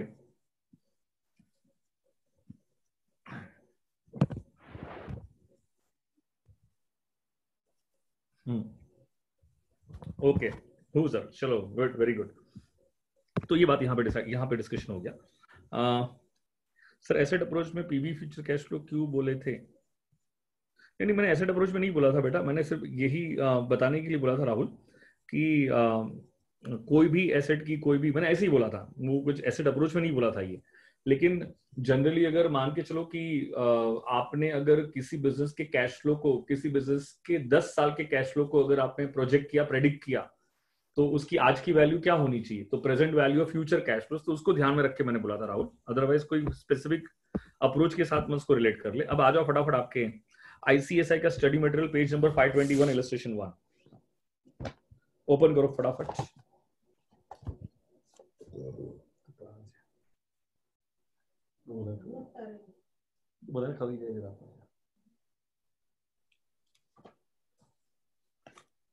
521। अभी देखो इसमें ना थोड़ा मैं आपको क्लियर कर दूं पहले क्या क्या करेंगे हम लोग। जो अभी है ना फटाफट फटाफट जो होता है ना पहले वो कंप्लीट करता हूं। उसमें दो तीन बातें ऐसी देके रखी हैं और एक आध क्वेश्चन तो ऐसा देके रखा है कि मेरे दिमाग के भी परे है। मतलब उसमें थोड़े ब्लंडर करके रखे हुए एक दो क्वेश्चंस में। तो वो एक दो क्वेश्चन का डिस्कशन मैं अभी नहीं रखूंगा आपके साथ, क्यों अननेसेसरी अभी बात करूंगा तो आप कंफ्यूज हो जाओगे। तो जिसको मैं इग्नोर करूंगा उसको मैं एंड में बताऊंगा आपको, ठीक है ना। तो इग्नोर करने का रीजन कुछ नहीं होगा, इग्नोर करने का रीजन ऐसा ही होगा कि उसमें उस क्वेश्चन में इंस्टीट्यूट ने अच्छे खासे ब्लंडर किए हुए। बहुत सारे क्वेश्चन ऐसे भी हैं कि वो कुछ भी सॉल्व कर रहा है, मतलब कुछ भी सॉल्व कर रहा है, मतलब कुछ भी सॉल्व कर रहा है, ऐसा है। तो हम लोग स्टेप बाय स्टेप चलेंगे। हाँ, एक आध जगह ऐसा है कि जहां पे थोड़ा डिस्कशंस रिक्वायर्ड है, और ये जनरली इसमें 90% जो डिस्कशन है पूरा एफएम पे है, पूरा एफएम पे है। और जो 10-20% डिस्कशन आपको दिखेगा वो किस पे दिखेगा, जो मैंने आपको valuation of goodwill and shares में जो पढ़ाया था उस पर। अगर आपका कॉस्ट ऑफ कैपिटल पे कंट्रोल, टाइम वैल्यू पे कंट्रोल नहीं है, याद नहीं आता है, या पोर्टफोलियो मैनेजमेंट याद नहीं आता है, IV0, P0, D0, D1, perpetuity का फॉर्मूला, परपेचुटी विद ग्रोथ का फॉर्मूला, तो ये सब अगर रिकलेक्ट नहीं हो पा रहा है तो दिक्कत 100% हो सकती है, क्योंकि वहां पे मैं डिटेल में नहीं जा सकता हूँ। तो मेरा सिर्फ ऑब्जेक्टिव इंटेंशन इतना ही था कि आपका 19, 20, 20 सॉरी 19, 20, 21, 22 ये चार टॉपिक्स स्पेसिफिक वैल्यूएशन पे दिए हुए हैं। और मेरा मानना यह है कि एटलीस्ट 10-15 मार्क के क्वेश्चंस कहीं नहीं गए इन चार टॉपिक्स पे। तो मैं प्रॉपर रिस्पॉन्सिबिलिटी लेके उसके हर प्रैक्टिकल क्वेश्चंस को सॉल्व करवा देता हूँ आपको, आपके जो स्टडी मटेरियल में दिए हुए हैं। अपार्ट फ्रॉम दैट मैंने आपको बिजनेस वैल्यूएशन ऑफ गुडविल और शेयर्स में बहुत सारे क्वेश्चन सॉल्व करवाए हैं। और मैं ऑलवेज कहता था कि एक एक क्वेश्चन एक एक एमसीक्यूज का पार्ट है आपका, करेक्ट है। और अपार्ट फ्रॉम दैट उसमें जितने भी इंडेस हैं, जितने भी एस हैं, जहां जहां प्रैक्टिकल्स होंगे मैं वहां प्रैक्टिकल करा दूंगा, अदरवाइज जहां थियोरेटिकल डिस्कशन वहां मैं थियोरेटिकल डिस्कशन कर लूंगा। तो इतना करने से मुझे ऐसा लग रहा है कि आपका ये वाला जो पार्ट है वो 10-15 मार्क्स जो आपके सिक्योर्ड हो जाएंगे। और मैं आपको भी रिक्वेस्ट करूंगा, आपके कंपेनियन को भी बोलना, आपके फ्रेंड्स को भी बोलना, जो जो देख रहे हैं वो इस पे फोकस करे, देखें, भले अभी ना देख पाए उसको बाद में भी देख ले, लेकिन देखना कंपलसरी है, नहीं देखेंगे तो बड़ी दिक्कत में आ जाएंगे, ठीक है। तो चलो will proceed further. Illustration 1 page number 521। क्या लिखा है फॉलोइंग, सब लोग are you ready, are you there?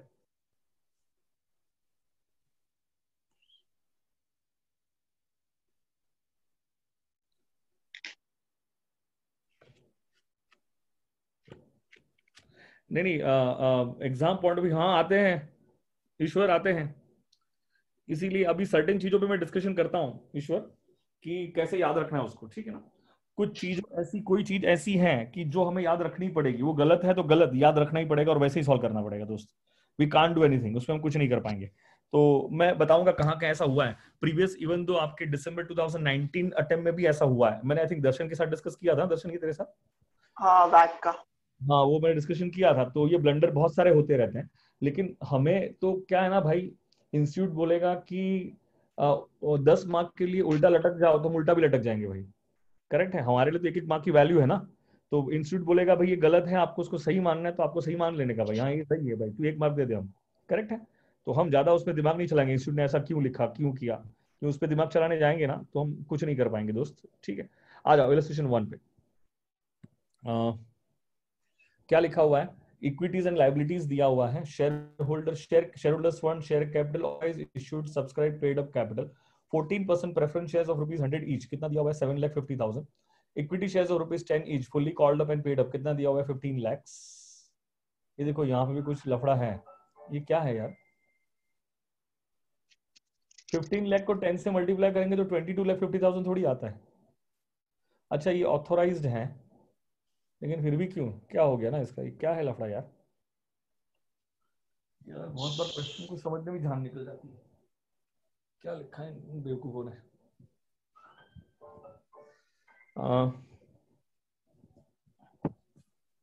14% preference shares of ₹100 each 750, ये तो समझा। Equity shares of ₹10 each fully called up and paid up 15 lakhs 22,50,000। ठीक है आगे देखते हैं। रिजर्व्स एंड सरप्लस में जनरल रिजर्व दिया हुआ है 9 lakhs। नॉन करंट लाइबिलिटीज में 15% डिवेंचर दिया हुआ है 7 lakhs। करंट लाइबिलिटीज में करंट लाइबिलिटीज ही हैं 5 lakhs की, टोटल आ गया 43,50,000। और एसेट का टोटल आया, नॉन करंट एसेट्स में फिक्स एसेट्स है, टेंजिबल एंड इनटेंजिबल कितना दिया हुआ है 32,50,000, इन्वेस्टमेंट दिया हुआ है 6 lakhs एंड करंट एसेट्स में एंड मिसलेनियस करंट एसेट्स दिया हुआ है 5 lakhs और टोटल कितना हो गया 43,50,000। Calculate under net asset method, कुछ याद आ रहा है कि बेटा नेट एसेट मेथड? हाँ ईश्वर कुछ घोटाला है यार, देखेंगे बाद में उसको। वो 2,25,000 शेयर्स होने चाहिए, करेक्ट है, वहां पे गलती से 15 lakhs लिखा हुआ है। ठीक है ना, इग्नोर करते हैं, उसकी वैल्यूज को देखते बेटा। Discharge 15% debenture at a premium of 10%। जरा कोई मुझे सोच के बताएगा कि जब भी हम नेट एसेट मेथड अप्लाई करते हैं, इंट्रिंसिक वैल्यू मेथड अप्लाई करते हैं, तो एसेट्स की कौन सी वैल्यू लेते हैं? बुक वैल्यू लेते हैं कि मार्केट वैल्यू लेते हैं कि रिलायजेबल वैल्यू लेते हैं? मार्केट। बाकी बच्चे क्या कर रहे हैं भाई?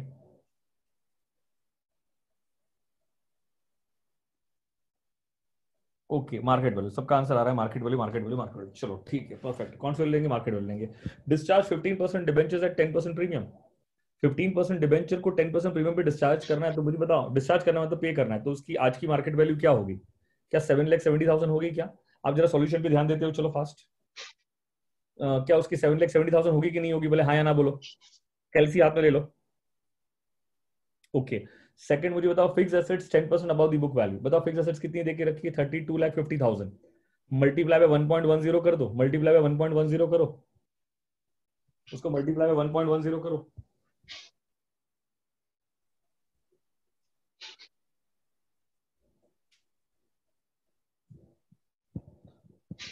तो डायरेक्टली क्या उसका आंसर आएगा कि नहीं? मैं कौन सा क्वेश्चन डिस्कस कर रहा हूँ आपके साथ यहाँ पे? ये इलस्ट्रेशन 1 है, ICSI स्टडी मटेरियल है आपका, ICSI का study material and page number 521। Correct है, करेक्ट कोमल अग्रवाल? क्या 35,75,000 हो जाएगा क्या उसका? फिक्स एसेट्स 32,50,000 दिया हुआ है ना, और 10% अपवर्ड रिवैल्यूएशन करना है, मतलब उसको 10% अबव बुक वैल्यू पे लेना है। तो मुझे बताओ 32,50,000 क्या मल्टीप्लाई बाय क्या 1.10 करोगे? क्या क्या करोगे मल्टीप्लाई 1.1? तो ये थोड़ा स्मार्ट वर्क है ना, तो क्या आ जाएगा आपका 35 पॉइंट, देखो आपके आंसर को भी देखते हो, चलो फटाफट। क्या 35.75 लाख लिखा हुआ है क्या वहां पे? उसके बाद बताओ क्या है? इन्वेस्टमेंट एट पार वैल्यू, उसका मतलब जितनी बुक वैल्यू हो उतना ही इन्वेस्टमेंट कंसिडर करते हुए चलना है। Current assets at a discount of 10%, मतलब करंट एसेट्स को क्या at a discount of 10% value करना है क्या? तो चेक कर लो नेट एसेट मेथड में। सबसे पहले क्या फिक्स एसेट्स का वैल्यू दिख रहा है आपको 35.75 लाख? हाँ हाँ बोलते हो चलोगे बेटा फास्ट। अभी क्वेश्चन मैं सॉल्व नहीं कर रहा हूँ ना, आपको सॉल्व करना है, सिर्फ देखते हुए चलेंगे ताकि क्या स्पीड आ जाए। ओके क्या इन्वेस्टमेंट 6 लाख दिख रहा है क्या आपको? फटाफट बताओ। वहां पे रुपीज इन 1000 लिखा हुआ है, रुपीज इन लैक्स लिखा हुआ होगा। हाँ ओके और उसके बाद करंट एसेट्स में क्या 10% डिक्रीज किया है क्या करंट एसेट्स को? क्या 4.50 लाख दिख रहा है क्या आपको? Okay what next? ये टोटल एसेट्स हो गई, तो टोटल एसेट्स कितनी होगी जरा चेक करके लो कैलसी पे और कोई एसेट्स दिख रही है क्या आपको? और तो कोई एसेट्स नहीं दिख रही बेटा, कैलसी पे कैलकुलेट कर लो फटाफट। 35.75 प्लस 6 प्लस 46.25, तो बताओ कितना हो जाएगा?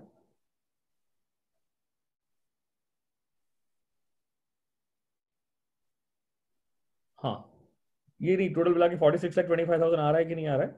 नहीं नहीं, ये इसको इसको मत ये ऐड कर देना भाई। टोटल एसेट्स कितनी होगी ना आपकी? 35.75 प्लस 6 प्लस 4.50 कितना हो गया? 46.25। करेक्ट है, चलो। उसके बाद लाइबिलिटीज में क्या डिबेंचर की, आप जरा चेक करो आपकी बैलेंस शीट में, क्या डिबेंचर जो आप लिखोगे, क्या डिबेंचर को 7 lakhs पे लिखोगे कि 7,70,000 पे लिखोगे? अरे वो तो 770 पे आएगा ना। क्यों 770 पे आएगा? कॉमन सेंस तो यही कहता है कि उसकी मार्केट वैल्यू पे लिखना पड़ेगा। करेक्ट है, तो उसकी आज की पेएबल वैल्यूज क्या है? 7,70,000 है, तो कौन सी वैल्यूज पे लिखोगे? 770 पे। और उसमें से देखो करंट लाइबिलिटीज 5 lakhs की माइनस करो तो कितना आ जाएगा? 33,55,000। हाँ क्या पूछा है आपको? वही पूछा है कि कैलकुलेट नेट एसेट, मतलब आपको नेट एसेट कैलकुलेट करना था, तो आपने कैलकुलेट करके बता दिया। तो नेट एसेट कितनी आ गई? 33.55 लाख। इसमें किसी को दिक्कत है? कोई भी सब कंफ्यूजन? रेफरेंस भी माइनस करते थे ना। नहीं नेट एसेट पूछा है, net assets available to equity shareholder नहीं पूछा है। या तो आपको यहाँ पे ये नहीं पूछा गया है कि आपको ये नहीं पूछा गया है कि find intrinsic value of the shares, calculate net asset calculate करके बताओ। तो नेट एसेट कैलकुलेट किया तो this net assets belong to equity as well as preference. लेकिन अगर हाँ यही अगर यहाँ पे इंट्रिंसिक वैल्यू पर शेयर पूछा होता तो हम प्रेफरेंस शेयर कैपिटल, दर्शन ने क्वेश्चन बहुत अच्छा पूछा है, अगर यही यहाँ पे अगर आपको इंट्रिंसिक वैल्यू पर शेयर पूछा होता तो हम क्या करते, प्रेफरेंस भी माइनस करने के बाद आंसर दे देते। तो नेट एसेट्स का मतलब क्या होता है, नेट एसेट का मतलब ये होता है कि ideally preference share capital minus होना चाहिए, आइडियली तो होना चाहिए, लेकिन एक जस्टिफिकेशन ये भी तो है कि प्रेफरेंस भी तो कंपनी का ओनर है, तो दोनों ओनर को कितना बिलोंग कर रहा है, दोनों ओनर को कितना बिलोंग कर रहा है। आई hope you get my point clear बेटा। यहाँ पे कोई दिक्कत है क्या इसमें गाइस, समझ में आ रहा है कि नहीं आ रहा है? फास्ट चलो आगे बढ़ो, इलस्ट्रेशन 2 पे आ जाओ। Come to illustration 2, come to illustration 2।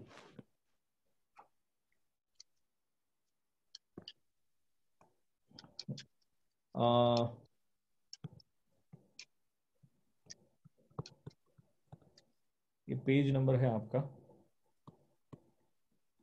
522। ईश्वर ने कहा ओनर तो इक्विटी है ना। हाँ ईश्वर, मैंने पहले भी कहा कि बहुत सारी चीजें है ना हमें क्वेश्चन के साथ साथ ही चलनी है बेटा, ठीक है ना। अगर एग्जाम में सेम क्वेश्चन आ गया और पूछा कि नेट एसेट कैलकुलेट करके और तो प्रेफरेंस माइनस करके आ, तो मार्क्स जाएंगे। नेट एसेट का मतलब जेन्युइनली तो यही होता है कि residual interest, residual interest in the net asset of the company, और रेसिडुअल इंटरेस्ट तो इक्विटी का ही होता है। किसका होता है? इक्विटी का ही होता है ईश्वर, करेक्ट है, मैं इसमें डिनाई नहीं करता हूं। लेकिन अगर सेम क्वेश्चन आया and they ask you to calculate net asset and if you deduct preference, तो ये आपका भी एक बार डिडक्ट कर देगा दोस्तों, ठीक है। तो कुछ कुछ चीजें जैसे आईसीएसआई के स्टडी मटेरियल में है हमें वैसे ही फॉलो करना होगा, और उस पर कोई क्वेश्चन नहीं पूछने का बेटा, वही समझदारी वाली बात है। ओके, क्या बोल रहे हैं दर्शन? हाँ ठीक है, वैसे ही करेगा। चॉइस है क्या तुम्हारे पास? नहीं। हाँ जनरली करेंगे, मैंने कहा ना, मैंने आपको हर जगह सिखाया वही सिखाया। अगर आपने वैल्यूएशन ऑफ गुडविल में देखा होगा, वैल्यूएशन ऑफ शेयर्स में देखा होगा, तो हम लोग बेसिकली हाँ हम लोग बेसिकली जो वैल्यू कैलकुलेट करते थे वो मतलब इक्विटी शेयर्स की वैल्यू को डिसाइड करते थे दोस्तों। तो अगर इक्विटी शेयर्स की वैल्यू को डिसाइड करना है तो हमें प्रेफरेंस माइनस करना ही पड़ेगा, करेक्ट है। तो दिस इज ट्रू। और नेट एसेट का मतलब ही होता है residual interest in the net asset of the company. Residual interest किसका होता है मुझे बताओ ना? इक्विटी का ही तो होता है। रेसिडुअल इंटरेस्ट होता किसका है? इक्विटी। करेक्ट है, इक्विटी का ही तो होता है। अगर रेसिडुअल इंटरेस्ट अगर इक्विटी का ही है तो प्रेफरेंस माइनस होना ही चाहिए, होना ही चाहिए। अग्रीड? बट ठीक है, ये क्वेश्चन भी नहीं किया हमने। चलो अभी ज्यादा डिस्कशन नहीं करते, कोई मतलब नहीं बनेगा बेटा इसमें टाइम स्पेंड। इलस्ट्रेशन 2 पे आ जाओ। Calculate value by net asset. अभी ऐसा भी हो सकता है इसके अंदर अगर आपके पास अगर प्रेफरेंस दिया तो उन्होंने माइनस भी किया होगा, तो फिर उसको ऐसे याद रखना पड़ेगा, नो चॉइस। ऐसा है, मतलब this is the reality of our professional course, ऐसा है। तो आ जाओ। इक्विटी शेयर कैपिटल कितना दिया है? 100। 6% डिबेंचर कितना दिया है? 10। रिजर्व फंड कितना दिया है? 34। डिविडेंड इक्विलाइजेशन रिजर्व कितना दिया है? 4000। एम्प्लॉइज प्रोविडेंट फंड कितना दिया हुआ है? 3000। ट्रेड क्रेडिटर्स कितना दिया है? 10,000। प्रॉफिट एंड लॉस दिया है 2000। Land and building, plant and machinery, stock, debtors, cash. The assets of X Limited, the assets of X Limited are valued at 10% less than the with the exception of land and building which are valued at book value. Land and building को छोड़ के बाकी सारी assets को क्या 10% less पे value करना है क्या? Company to receive 5% of net valuation of the business as goodwill. Company to receive 5% of the net valuation of the business as goodwill, मतलब गुडविल भी आएगा। तो मुझे बताओ नेट एसेट कैलकुलेट करने के लिए क्या आप गुडविल भी ऐड करते थे कि नहीं करते थे? हाँ। याद आ रहा है कि नहीं आ रहा है कि नेट एसेट की वैल्यूएशन करने के बाद हम क्या करते थे? उसमें गुडविल ऐड कर देते थे।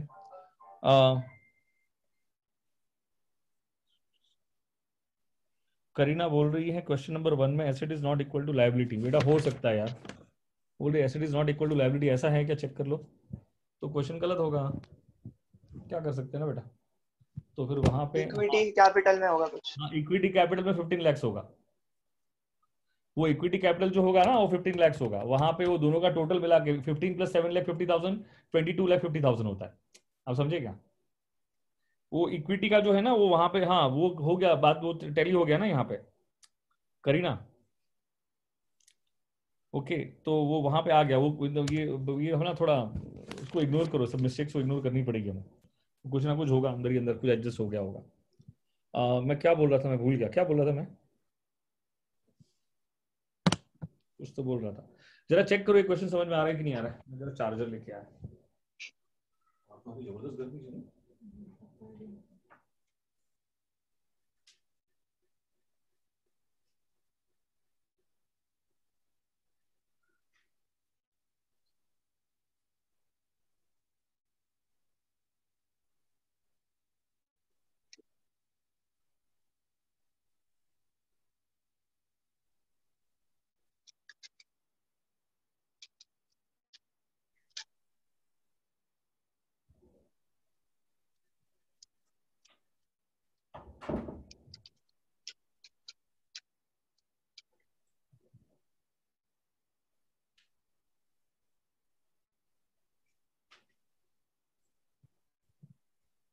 हाँ बताओ, देखा क्या कुछ, सोचा क्या कुछ, सिंपल सा क्वेश्चन है यार। हाँ हाँ वही मुझे लगा राहुल करेक्ट है, वो प्रेफरेंस और इक्विटी का टोटल है। छोड़ो भी इसको, गलती को फाइंड करने जाओगे तो दिन चले जाएंगे। बताओ आपकी एसेट्स की वैल्यू कितनी आ रही है फास्ट। एसेट्स में क्या क्या है, लैंड एंड बिल्डिंग को बुक वैल्यू पे ही लेना है, तो लैंड एंड बिल्डिंग को तो उसी वैल्यू पे लिखेंगे, किस पे लिखेंगे, 30,000 पे ही लिखेंगे। ओके, इसके अलावा बाकी सारी एसेट्स को, लेकिन बाकी सारी एसेट्स में आप ये कैश मत ले लेना बेटा, हाँ कैश को कभी डिक्रीज मत करते, कैश का 10% डिक्रीज होगा क्या कभी, तो कैश को कंसिडर मत कर देना दोस्तों, ठीक है ना। तो बाकी एसेट्स में क्या क्या आ जाएगा, प्लांट एंड मशीनरी आ जाएगा 1,10,000 प्लस, चलो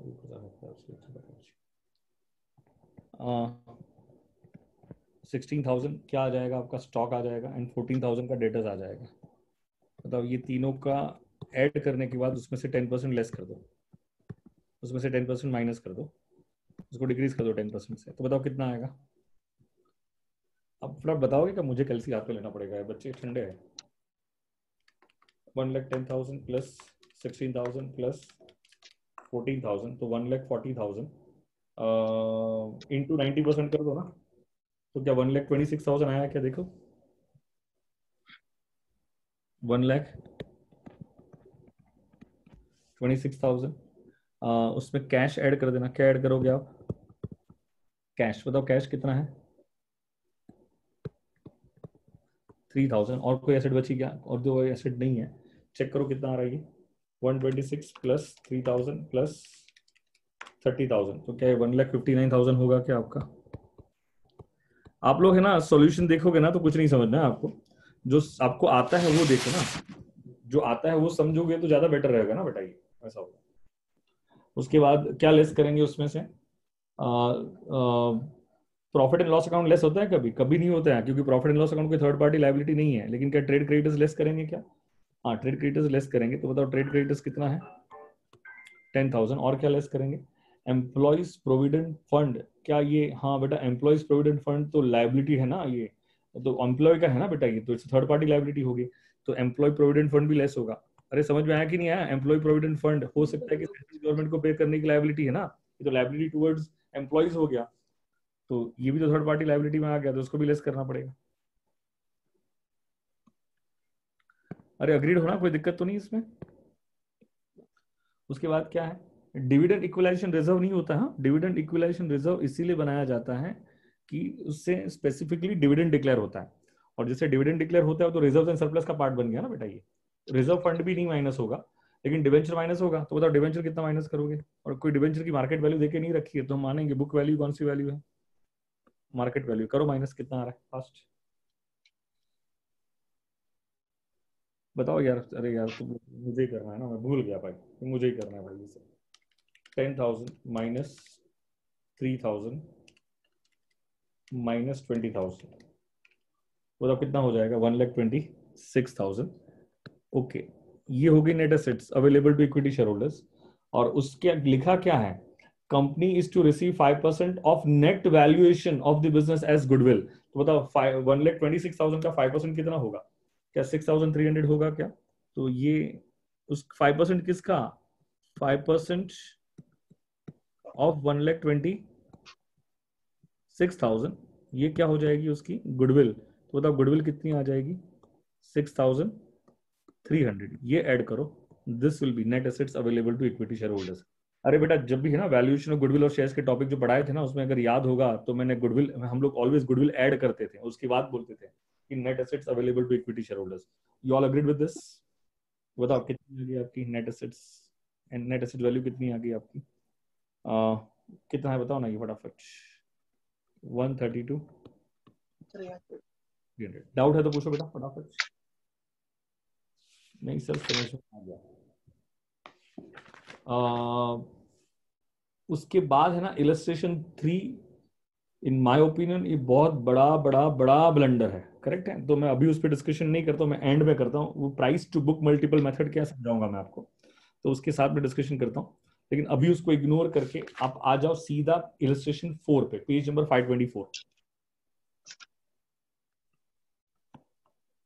कम टू इलस्ट्रेशन 4।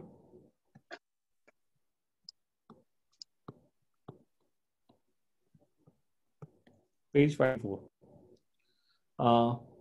क्या लिखा है, assume that a deposit to be made at year 0 into an account that will earn 8% compounded annually. It is designed to withdraw rupees 5,000 3 years from now. 3 years from now. तो कब 5,000 withdraw करना है? 3 years from now। तो आपको नहीं लगता है ये T3 पे विड्रॉ होगा? कहां पे विड्रॉ होगा? T3 पे विड्रॉ होगा। तो 5,000 विड्रॉ करना है 3 years from now, and 7,000 6 years from now। 7,000 कब विड्रॉ करना है? 6 years from now। तो 7,000 is to be withdraw, 7,000 is to be withdraw 6 years from now। What is the size of the year 0 deposit that will produce these future payments? That will produce these future payments। मतलब आज, मतलब अगर हमें 3 साल के बाद इतना चाहिए, 6 साल के बाद इतना चाहिए, तो आज कितना जाना चाहिए, आज कितना जाना चाहिए? तो बताओ क्या करेंगे, क्या इसको पुल करके प्रेजेंट में लाओगे? इसको भी पुल करके प्रेजेंट में लाओगे क्या?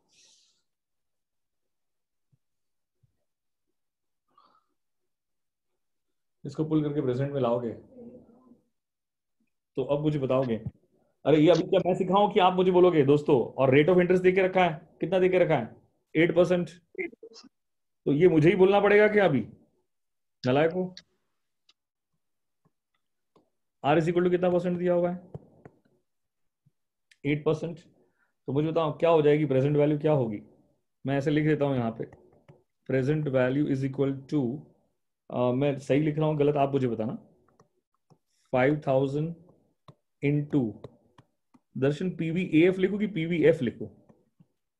पीवीएफ। पीवीएफ लिखेंगे ना? हाँ। पीवीएफ लिखेंगे तो 8% comma 3, correct, plus 7,000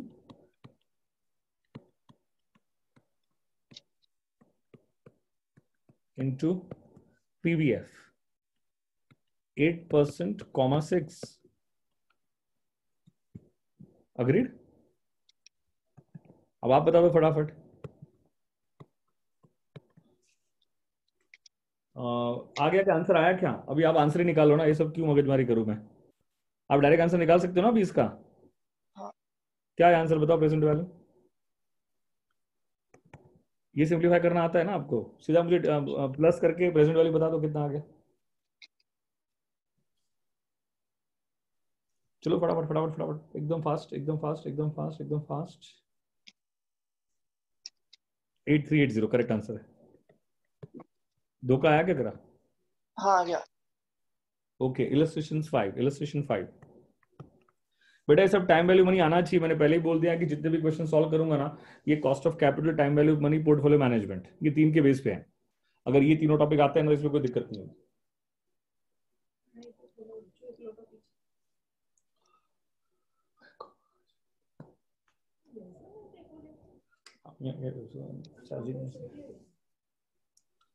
Okay, illustration 5. Machine A cost rupees 1 lakh payable immediately. Machine ए की कॉस्टिंग कितनी है? 1 लाख है जिसको इमीडिएटली पे करना है. And machine B cost 1,20,000, half payable immediately and half in 1 year's time. The expected cash receipts are, उससे कुछ कैश रिसीट्स भी आने वाली है. तो देख लेते हैं ना क्या पोजीशन है. ये मशीन ए की बात कर रहे हैं. ये T0, T1, T2, T3, T4 और T5 5 साल की रिसीट देके रखी है ना. T5, T0 पे इनफ्लो है कि आउटफ्लो है? 1 लाख का आउटफ्लो है, तो मैं ब्रैकेट में लिख रहा हूँ. और देखो ना, at the end of the first year कितनी रिसीट आ रही है? 20,000. T2 पे कितनी रिसीट आएगी? 60,000. यहाँ पे कितना आएगा? 40,000. यहाँ पे कितना आएगा? 30,000. यहाँ पे कितना आएगा? 20,000. Okay, you all agreed with this? ये कुछ याद आ रहा है क्या? कैपिटल बजटिंग क्या है बेटा आपका? Capital budgeting. मशीन बी, किसने सोचा था कि अकाउंट से भी कैपिटल बजटिंग आएगा भाई? क्या धोखा? ये एनुअलाइज्ड वैल्यू का है क्या? अरे काय का एनालिसिस वाले कुछ भी यार धोखा. क्या लिखा है? पढ़ना लाइन एंड में. क्या एंड में क्या लिखा है? At 7% opportunity cost, which machine should be selected on the basis of NPV? Basis of NPV. Okay. क्या करना है इसमें? काय का अपॉर्चुनिटी कॉस्ट? हाँ. इसमें क्या अनयूलाइज वाली कोई बात ही नहीं है ना.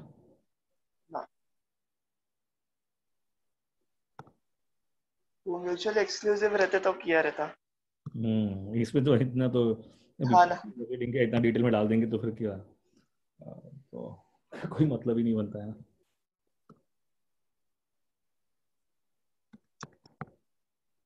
चलो, मशीन में क्या है? करेक्ट है ईश्वर, यू आर राइट बेटा.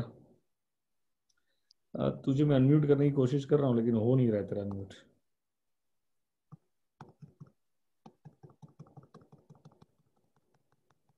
अरे कर पाओगे कि नहीं कर पाओगे दोस्तों? ईश्वर,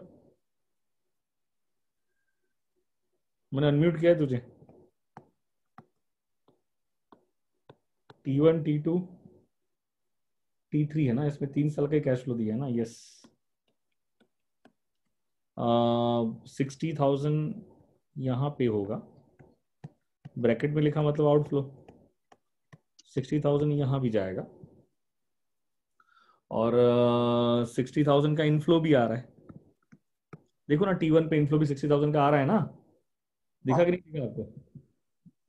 और T2 पे इनफ्लो कितने का आ रहा है? 60,000 का ही आ रहा है.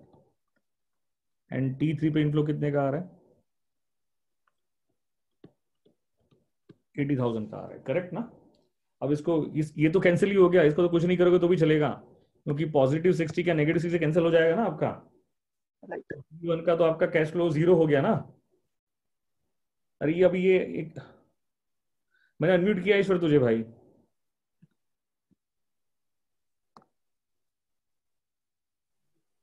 हाँ बोल ईश्वर. हाँ सर, नहीं वही म्यूट हो गया. नहीं, अनम्यूट म्यूट हो गया. हाँ, अनम्यूट किया मैंने. ये तो कैपिटल बजटिंग हो गया ना. एनपीवी अभी निकालना मैं सिखाऊं कि अब निकाल लोगे, कर लोगे बेटा.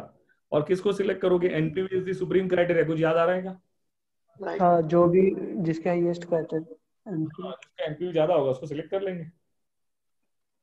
इस पे ज्यादा दिमाग मत लगा देना दर्शन. म्यूचुअली एक्सक्लूसिव नहीं, सब मर जाएगा. नहीं. तो पागल बन जाएगा ऐसा वो होगा. आज ही किया तो दिमाग में रह गया. हाँ. चलो, शैल वी प्रोसीड गाइस? हाँ सर. आगे बढ़े क्या? अगर साक्षी, याद कर दीपांशी नहीं आती. दीपांशी पहले आती थी, हो जाती थी. दीपांशी नहीं दिखाई दे रही है ना इसमें? नहीं है. हाँ चलो, ये हो गया. आ जाओ इलस्ट्रेशन 6 पे आ जाओ. अभी तो कर लोगे ना, एनपीवी कर लोगे ना? कोई दिक्कत तो नहीं होगी इसमें? अब ये सब तो क्या हम लोगों ने कैपिटल बजटिंग में तो बहुत डिटेल क्वेश्चन किए ना. इसमें तो कोई चिल्लर क्वेश्चन नहीं आ रहे, तो छपरी क्वेश्चन है. कोई दिक्कत नहीं होनी चाहिए इसमें. Illustration 6. Page number 525. An investor wants to invest in an equity shares of PKN Limited. Company's last EPS was last EPS मतलब क्या हो गया? ये E1 या E0? E0 E0 हो गया, करेक्ट है. करंट ईपीएस बोला, लास्ट ईपीएस बोला, करंट डिविडेंड बोला, लास्ट डिविडेंड बोला, तो ये सब E0 बन जाता है. And dividend pay out ratio is 40%. Dividend pay out ratio कितना है? 40% है. तो dividend pay out ratio is 40%. 20. The required rate of return from equity investment is 20%. मतलब KE देख के रखा है. KE बोलो, RE बोलो, कोई फर्क नहीं पड़ता. But calculate intrinsic value of equity if there is no growth in dividend. Dividend में कुछ याद आ रहा है क्या? अभी मैं क्या समझाऊं इसमें? क्या है, कौन सा है ना, परपेचुइटी विदाउट ग्रोथ. ये परपेचुइटी अप्लाई होगा ना इसमें? हाँ.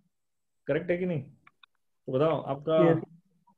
अब ग्रोथ नहीं है तो क्या D0 इक्वल टू D1 होगा कि नहीं होगा आपका? हाँ. सही. आपका E0 दिया हुआ है 50, उसका 40% क्या डिविडेंड में चला जाएगा क्या? Yes.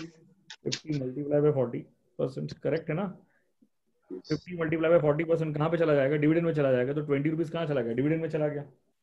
अभी तो नो ग्रोथ फॉर्म है भाई. पहले तो नो ग्रोथ का असम्पशन है ना. तो नो ग्रोथ का फॉर्मूला क्या आता है? कुछ याद आ रहा है क्या? तो मुझे बताओ आपका D0 कितना आ गया? 20 रुपीज आ गया क्या? क्या यही आपका D1 होगा क्या? जब ग्रोथ नहीं है तो D0 इज इक्वल टू क्या होगा? D1 होगा. करेक्ट. हाँ. जब ग्रोथ नहीं है तो D0 इज इक्वल टू क्या होगा? D1 होगा. अग्रीड. तो बताओ आज की Yes. वैल्यू क्या होगी? आज की वैल्यू को P0 के नाम से बुलाओ, IV0 के नाम से बुलाओ, मुझे कोई दिक्कत नहीं है. बोलो फॉर्मूला. A by I. तो A बाई आई को मैं क्या D1 बाई के लिखो तो चलेगा क्या आपको? हाँ. यहाँ पे D क्या है? एन्युटी है. और I क्या है? के है. कोई दिक्कत है क्या आपको इसमें? D बाई के, करेक्ट है. D लिखो, D1 लिखो, D0 लिखो, कोई फर्क नहीं पड़ता क्योंकि यहाँ पे D0 is equal to D1 है. क्या D0 is equal to D1 है? तो बताओ कितना रहेगा? क्यों D1 है? क्योंकि ग्रोथ नहीं है ना दोस्तों. के दिया हुआ है क्वेश्चन में, कितना दिया हुआ है? 20%. फटाफट बोलो फास्ट. 100. 100. 100 आ गया. फर्स्ट क्वेश्चन का answer. Calculate intrinsic value of equity. Intrinsic value of equity तो आ गया आपका. IV0 बोल दो, P0 बोल दो. ये सब हमने कॉस्ट ऑफ कैपिटल में भी सीखा है, हमने पोर्टफोलियो मैनेजमेंट भी सीखा है दोस्तों. करेक्ट है. Time value money. तो टाइम वैल्यू मनी भी है, किया है ये. उसका ही सेकंड पार्ट है. Dividend are expected to grow at a constant rate of 18%.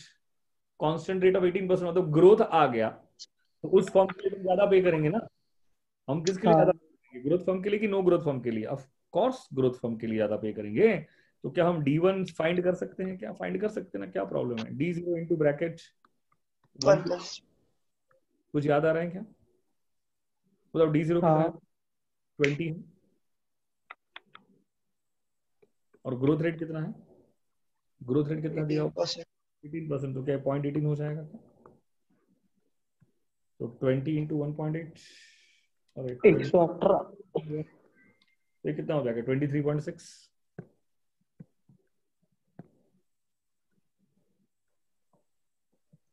बताओ कोई दिक्कत नहीं. 118. तो फॉर्मूला क्या अप्लाई करोगे IV0 के लिए? D1 divided by I minus G. लिखते थे कि नहीं? हाँ.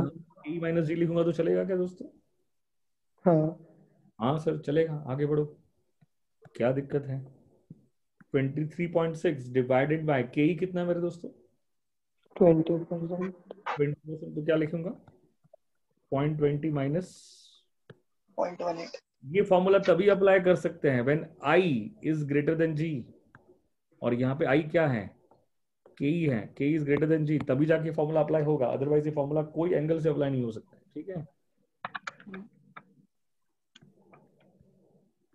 23. बताओ एक जरा सिंपलीफाई करके बताओ क्या आ गया अभी समाधान? 1180. 0.18 कितना हो गया? 0.02 हुआ ना. तो 23.6 डिवाइडेड बाय 0.02 कितना हो गया? 1180. 1180। डाउट है तो पूछो बेटा।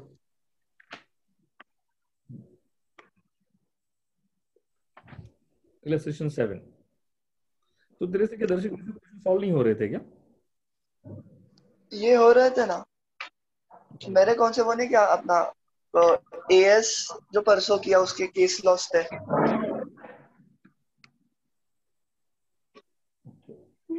Equity shares are AS correct. 20 हाँ, इक्विटी अभी तो कोई दिक्कत नहीं आ रही ना इस 26 में सब में? नहीं, अभी हो रहा है। हो रहा है ना? अच्छा। Equity shares are currently selling at 60। तो ये कौन सी प्राइस है? E0 P0 60 होगा क्या? The company is expected to pay a dividend। expected to pay a dividend। तो ये क्या है? ये बाकी सब समझ रहे हैं कि नहीं समझ रहे? D1 बकवास कर रहा हूँ। D1 कितना दिया हुआ है? 3 rupees with a growth rate of 8%। 8 rupees. Find return, तो क्या फाइंड करना है? कि मतलब ये फॉर्मूला देखो, ये फॉर्मूला में क्या क्या देके रखा हुआ है। IV0 को P0 बोलो, मुझे कोई दिक्कत नहीं है। मतलब देखो, मैं हाईलाइट कर रहा हूँ। P0 दिया हुआ है, D1 दिया हुआ है, G दिया हुआ है। फाइंड कर लो। अग्रीड ना? बाकी बच्चों हाँ नहीं आ रहा है। फाइंड क्या करना है हमें? ये वाला फाइंड करना है, ये वाला फाइंड करना है। बताओ फाइंड करके फटाफट। करोगे कि नहीं करोगे अभी इतना? तो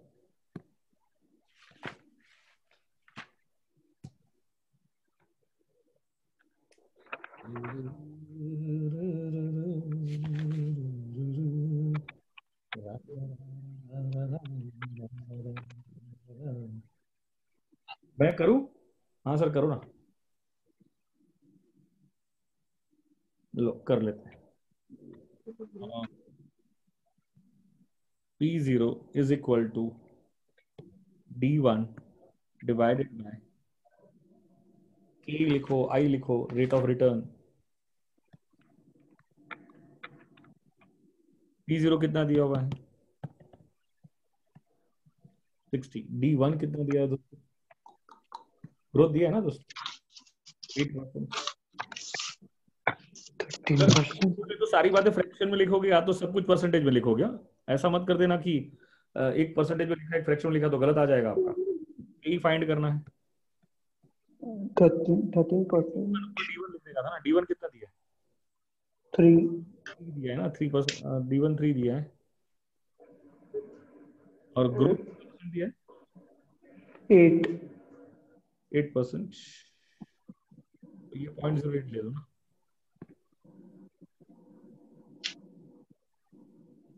Therefore 60 K minus 0.08 is equal to क्या आएगा? 3। सिंप्लीफाई कर लो इसको। 60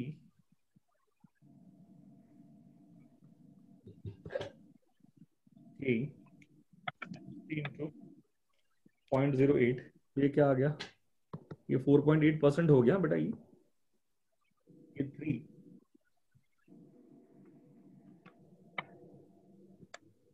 करो जरा सिंपलीफाई। 4.8 डिवाइडेड बाय 60 तो क्या 13% आ रहा है क्या आपका? चेक करो। इसको सिंप्लीफाई करेंगे। 60 into K is equal to 3 plus 4.8। 3 plus 4.8। therefore k is equal to 7.8 divide by 60। तो बताओ k कितना हो जाएगा दोस्तों? क्या 0.13 आ रहा है क्या आपका? which is nothing but 13%।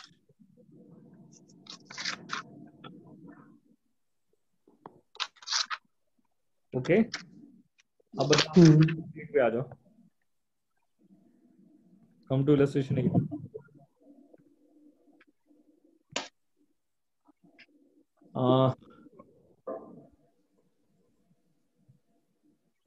क्या लिखा है? In Satija company value of 14% debenture is ₹60 lakhs। Value of debenture कितना दिया होगा? 60 लाख 60 lakhs दिया हुआ है। Assume tax rate 50%, compute cost of debt. आपको कॉस्ट ऑफ डेट कैलकुलेट करना है, केडी कैलकुलेट करना है। क्या मैं बताऊं कि आप करोगे? हो गया। हो गया क्या? हो गया। क्या आया? 7%। 7% करेक्ट है। 7% करेक्ट आंसर। कैसे आया? आई 84 lakhs into 50% 1 minus divided by 60 lakhs. 14% minus tax rate कितना है? 0.50। तो क्या 14% इंटू 0.50 क्या इज नथिंग बट 7%। एक और तरीका बताओ करने का, बताओ कैसे होगा? हाई वाला अमाउंट वाला है। 60 लाख का एक और तरीका बता रहा हूँ, this is one of the alternative method. 14% कितना है बताओ ईश्वरी? 60 लाख इंटू 14% 84 है 8,40,000। 8,40,000। ये 40,000। वाला इंटरेस्ट हो गया करेक्ट। तो अभी देखो ना ऐसे 60 लैक्स पे हम 8,40,000 का इंटरेस्ट दे रहे हैं, तो 100 तो पे कितना 50। देंगे? एक्स करेक्ट ना? नहीं नहीं सॉरी, गलत किया हाँ गलत किया गलत नहीं, किया। 84 उसका टैक्स डिडक्टेबल है ना, इंटरेस्ट क्या है? टैक्स डिडक्टेबल है। टैक्स डिडक्टेबल है। 8,40,000 minus. Into bracket 1 minus T होगा क्या? हाँ 8,40,000 इंटू ब्रैकेट क्या होगा? 1 माइनस टी। ये टैक्स डिडक्टेबल है ना दोस्तों? हाँ बताओ 8,40,000 इंटू ब्रैकेट 1 माइनस टी 420 हो गया 4 लाख। 420 20,000। नेट इंटरेस्ट का आउटफ्लो कितना होने वाला है? 420 होने वाला है। बाकी तो टैक्स एडवांटेज भी चला जाएगा ना आपका, तो होगा। तो बताओ 60 लैक्स पे हम इंटरेस्ट कितना पे करने वाले हैं? 4,20,000। 15%। तो 100 पे कितना पे करेंगे? एक्स। तो 4,20,000 multiply by 100 divide by 60 lakhs. तो बताओ कितना आएगा? 7% आ रहा है। अरे बाकी सब बच्चों को समझ में आ रहा है कि नहीं आ रहा है, कि ऐसे ही चल रहा है सब? Illustration 9 okay. Illustration 9 equity shares 4 lakhs हैं 80,000 के। 10% प्रेफरेंस है 20 लैक्स। 14% डिवेंचर है 60 lakhs. The share of company currently sells at ₹25। तो बताओ आपके पास क्या P0 दिया हुआ 0। है? हाँ कितना दिया हुआ है? 25। It is expected that the company will pay it is expected है बेटा, एक्सपेक्टेड है। तो ये क्या है? D Y. And which will give growth of growth at 7%। तो क्या जी दिया हुआ है क्या? कितना दिया हुआ है? 7%। टैक्स रेट कितना दिया है? 50%। Tax rate is given 50%। वैक कैलकुलेट करना है। क्या आप मेरी हेल्प करोगे, मैं आपकी हेल्प करूँ? वैक के लिए कर क्या? लेंगे ये। केडी चाहिए, केपी चाहिए, केई चाहिए। केटी तो दिया नहीं है, टर्म लोन दिया नहीं है। तो केडी तो बहुत इजी हो जाएगा फाइंड करना। पहले केडी फाइंड कर लो। और केडी सब ये सब क्या होता है? पोस्ट टैक्स होता है। Small I into bracket 1 minus T. बताओ स्मॉल आई कितना है? 14%। सेम हो गया ना पहले जैसा। ये कितना आ गया? 7%। अब बताओ केई के लिए क्या डिविडेंड ग्रोथ वाला फॉर्मूला अप्लाई करोगे? केई के लिए 3 मॉडल था ना, एक तो अर्निंग यील्ड था, डिविडेंड यील्ड था, और सीएपीएम था। तो ग्रोथ दिया हुआ है, तो ग्रोथ दिया हुआ है तो कौन सा अप्लाई करोगे आप केई फाइंड करने के लिए? क्या डिविडेंड डिस्काउंट वाला या डिविडेंड ग्रोथ बोल सकते हैं ना उसको, हम डिविडेंड डिस्काउंट मॉडल बोलते थे। याद आ रहा है क्या आपको? D1 हाँ डिवाइड P0। हाँ डीडीएम अप्लाई करेंगे ना दोस्तों? दर्शन समझ 15%। आया कौन सर? दर्शन भाग गया क्या? नहीं, अरे आपके यहाँ कट रही है इसलिए थोड़ी। हाँ समझ में आ रहा है क्या तेरे को? हाँ, ये बैक तो आ ही जाएगा। कितना है ये? D1 कितना है? 2 है। डिवाइड बाय क्या है ये? 25 है। ग्रोथ कितना दिया है? ये फ्रैक्शन में लिखना दोस्तों, क्योंकि ये फ्रैक्शन है। ये 2 डिवाइड बाई 25 फ्रैक्शन है, तो ये 7 भी फ्रैक्शन होना चाहिए। वहां पे मैंने बहुत डिटेल समझाया था, कॉस्ट ऑफ कैपिटल में बताया था ये सारी बातें। बताओ कितना आ गया ये? क्या 0.15 हो जाएगा क्या? It is nothing but 15%। और केपी तो जो दिया है वही ले लो। केपी कितना दिया हुआ? 10%। तो काम खत्म ना आपका। क्या आप कर लोगे? क्या बैक निकाल लोगे? वुड यू बी हाँ एबल टू बैक? भी बैक निकाल लोगे ना दोस्तों? हाँ क्या, वेरी गुड। तो आज के दिन के लिए काफी है दोस्तों। कल मिलते हैं, कल वापस मुलाकात सर। करेंगे। हाँ जी बोलो। सर बोलो। ये मतलब इनकम अप्रोच, एसेट अप्रोच, जो भी ये 3 अप्रोच है, हाँ हाँ, तो इस पे एग्जाम बेसिस पे क्वेश्चन कैसे आएंगे? मतलब अब ये तो आएंगे सब अभी तो कर या आप ऐसे हाँ पूछ सकते हैं ना, बिजनेस वैल्यूएशन की अप्रोच क्या है, तो याद रखना पड़ेगा भाई। इनकम अप्रोच, हाँ, एसेट वो अप्रोच, तो है। ये सब। और वो क्वेश्चंस को याद ही रखना पड़ेगा, मतलब इसमें जो कि मतलब ब्लंडर ब्लंडर टाइप के, हाँ, वो ब्लंडर टाइप। चॉइस ही नहीं है तुम्हारे पास। You don't have any choice. You got to remember this. ऐसे निकलेंगे 7-8 क्वेश्चंस निकलेंगे यार, तो भी उसको उसी तरह से याद रखना पड़ेगा हमें। तो अपने पास चॉइस नहीं है उसके लिए। Sir for this type of chapter दोनों टाइप के क्वेश्चंस आएंगे क्या? अथर्व गायकवाड़, तुझे अनम्यूट करता हूँ भाई, पूछ ले क्वेश्चन जो भी पूछना है। दोनों टाइप के हेलो question. Sir. Sir practical and normal theoreticals. ये प्रैक्टिकल्स जो भी देख रहे हैं हम लोग, जो कर रहे हैं ना दोस्त, ये सब प्रैक्टिकल क्वेश्चंस दिए हुए हैं आपके स्टडी मटेरियल में, तो आने के चांसेस बढ़ गए। और थियोरेटिकल तो आ ही सकते हैं ना, इसमें हम ये सब बातें कर सकते हैं ना, ये जो बताया मैंने आपको कि वैल्यूएशन की अप्रोच क्या है, फिर या वैल्यूएशन कहाँ कहाँ अप्लाई होता है, एक्विजिशंस है, आपका सक्सेशन प्लानिंग है, आईटीओ है, तो ये सब जगह वैल्यूएशन अप्लाई होता है करके। तो ये टाइप के क्वेश्चंस आ ही सकते हैं ना बेटा, ऐसा है। करेक्ट ना? और बता, कोई डाउट? और किसी को कोई डाउट है? सर मार्केट अप्रोच कर लेने वाले हो?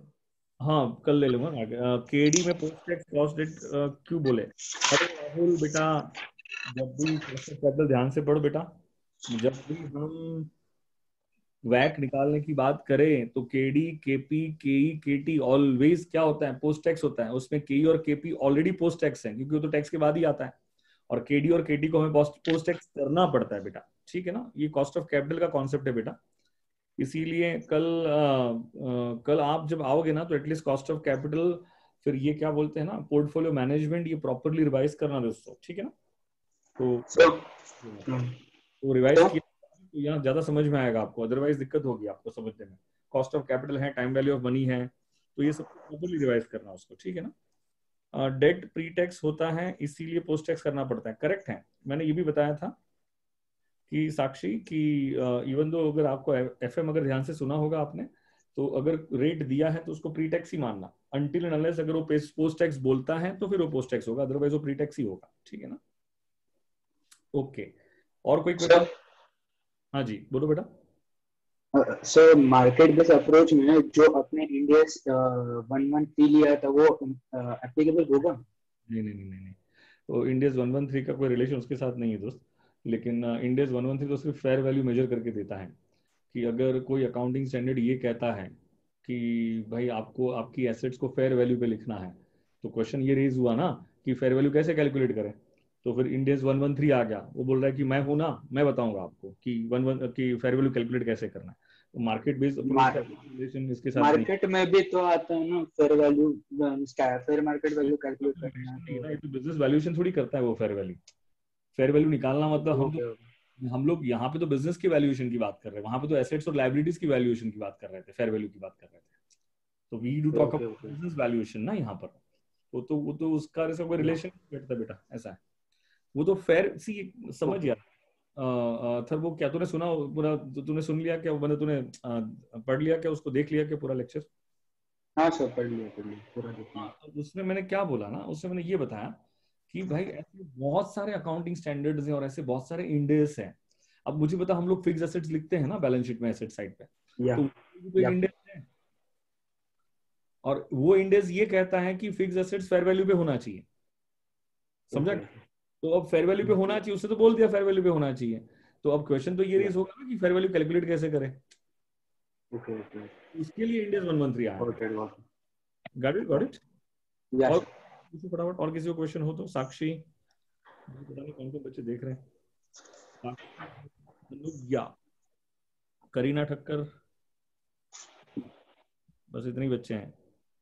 चलो गाइस, आपको थोड़ा एनकरेज करना कि भाई लेक्चर्स देख ले जो ग्रुप 2 कर रहे हैं। मुझे तो ध्यान में नहीं है कितने लोग करने वाले, लेकिन जो भी कर रहे हैं उनको बताना कि भाई ये देखना जरूरी है, क्योंकि इससे क्या होगा ना कि छोटे मोटे क्वेश्चंस आ गए ना, ये सब एफएम बेस्ड हैं, लेकिन आ गए तो क्या फायदा हो जाएगा इससे, कुछ ना कुछ मतलब बेनिफिट।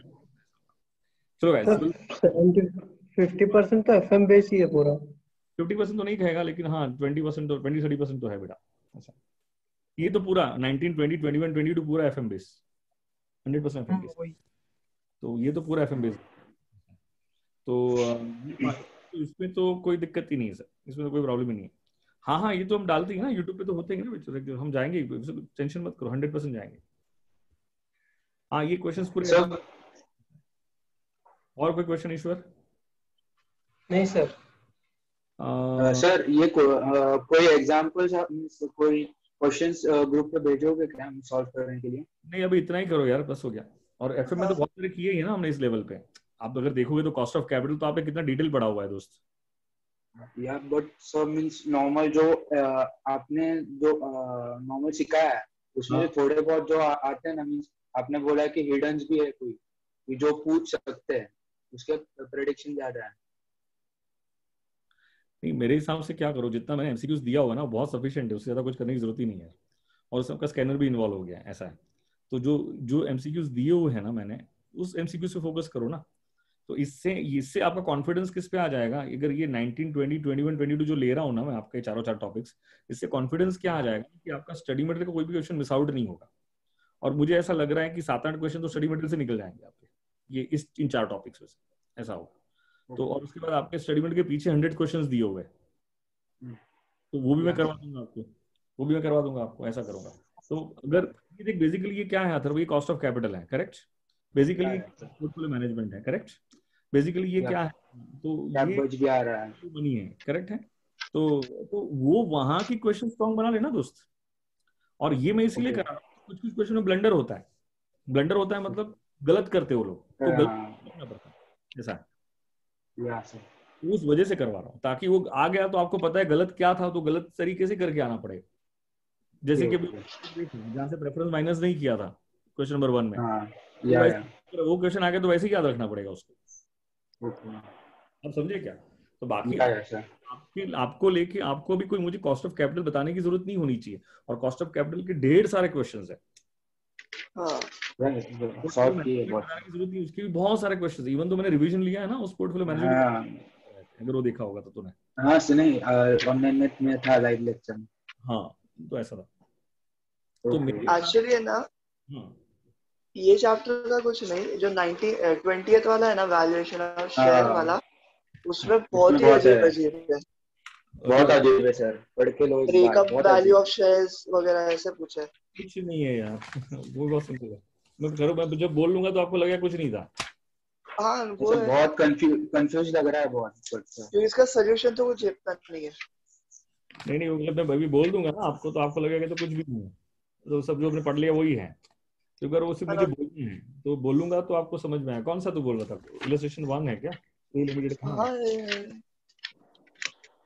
कुछ नहीं है यार दर्शन, इवन तो इसके जितने क्वेश्चन है ना, सारे क्वेश्चन अपने हो भी चुके हैं। ऐसा वो सब इतना ही है ना कि लोगों को थोड़ा ऐसा वियर्ड लैंग्वेज में लिखा हुआ से डर लगता है। आप समझे? थर्ड वाला इलस्ट्रेशन है। हाँ थर्ड वाला वो, उसमें breakup value and all that. Breakup value with intrinsic value बेटा, छोड़, जो मैं करवा दूंगा, छोड़ो उसको, अभी उसको देखो ही मत आप लोग, तो दिमाग मत लगाओ। वो बोनस क्लेम वगैरह डाला है इसलिए। वो कंफ्यूज है सर वो। I'll do it, don't worry about this। तो उसको छोड़ दो आप पूरा, ठीक है ना। वो अभी उसको 19, 20 ये चारों टॉपिक की टेंशन मत करो, मैं एक एक वर्ड क्लियर कर दूंगा उसका। इंडिया से सब कुछ ऐसा है। आपको थोड़ा पोर्टफोलियो मैनेजमेंट पे रिवाइज करके आना, कॉस्ट ऑफ कैपिटल को रिवाइज करना, टाइम वाले मनी को रिवाइज करना, करेक्ट है। इसमें छोटी छोटी बातें हैं, वो सारी बातें मैं कवर कर दूंगा आपको। Yes, okay, bye bye, we will see you tomorrow. Recording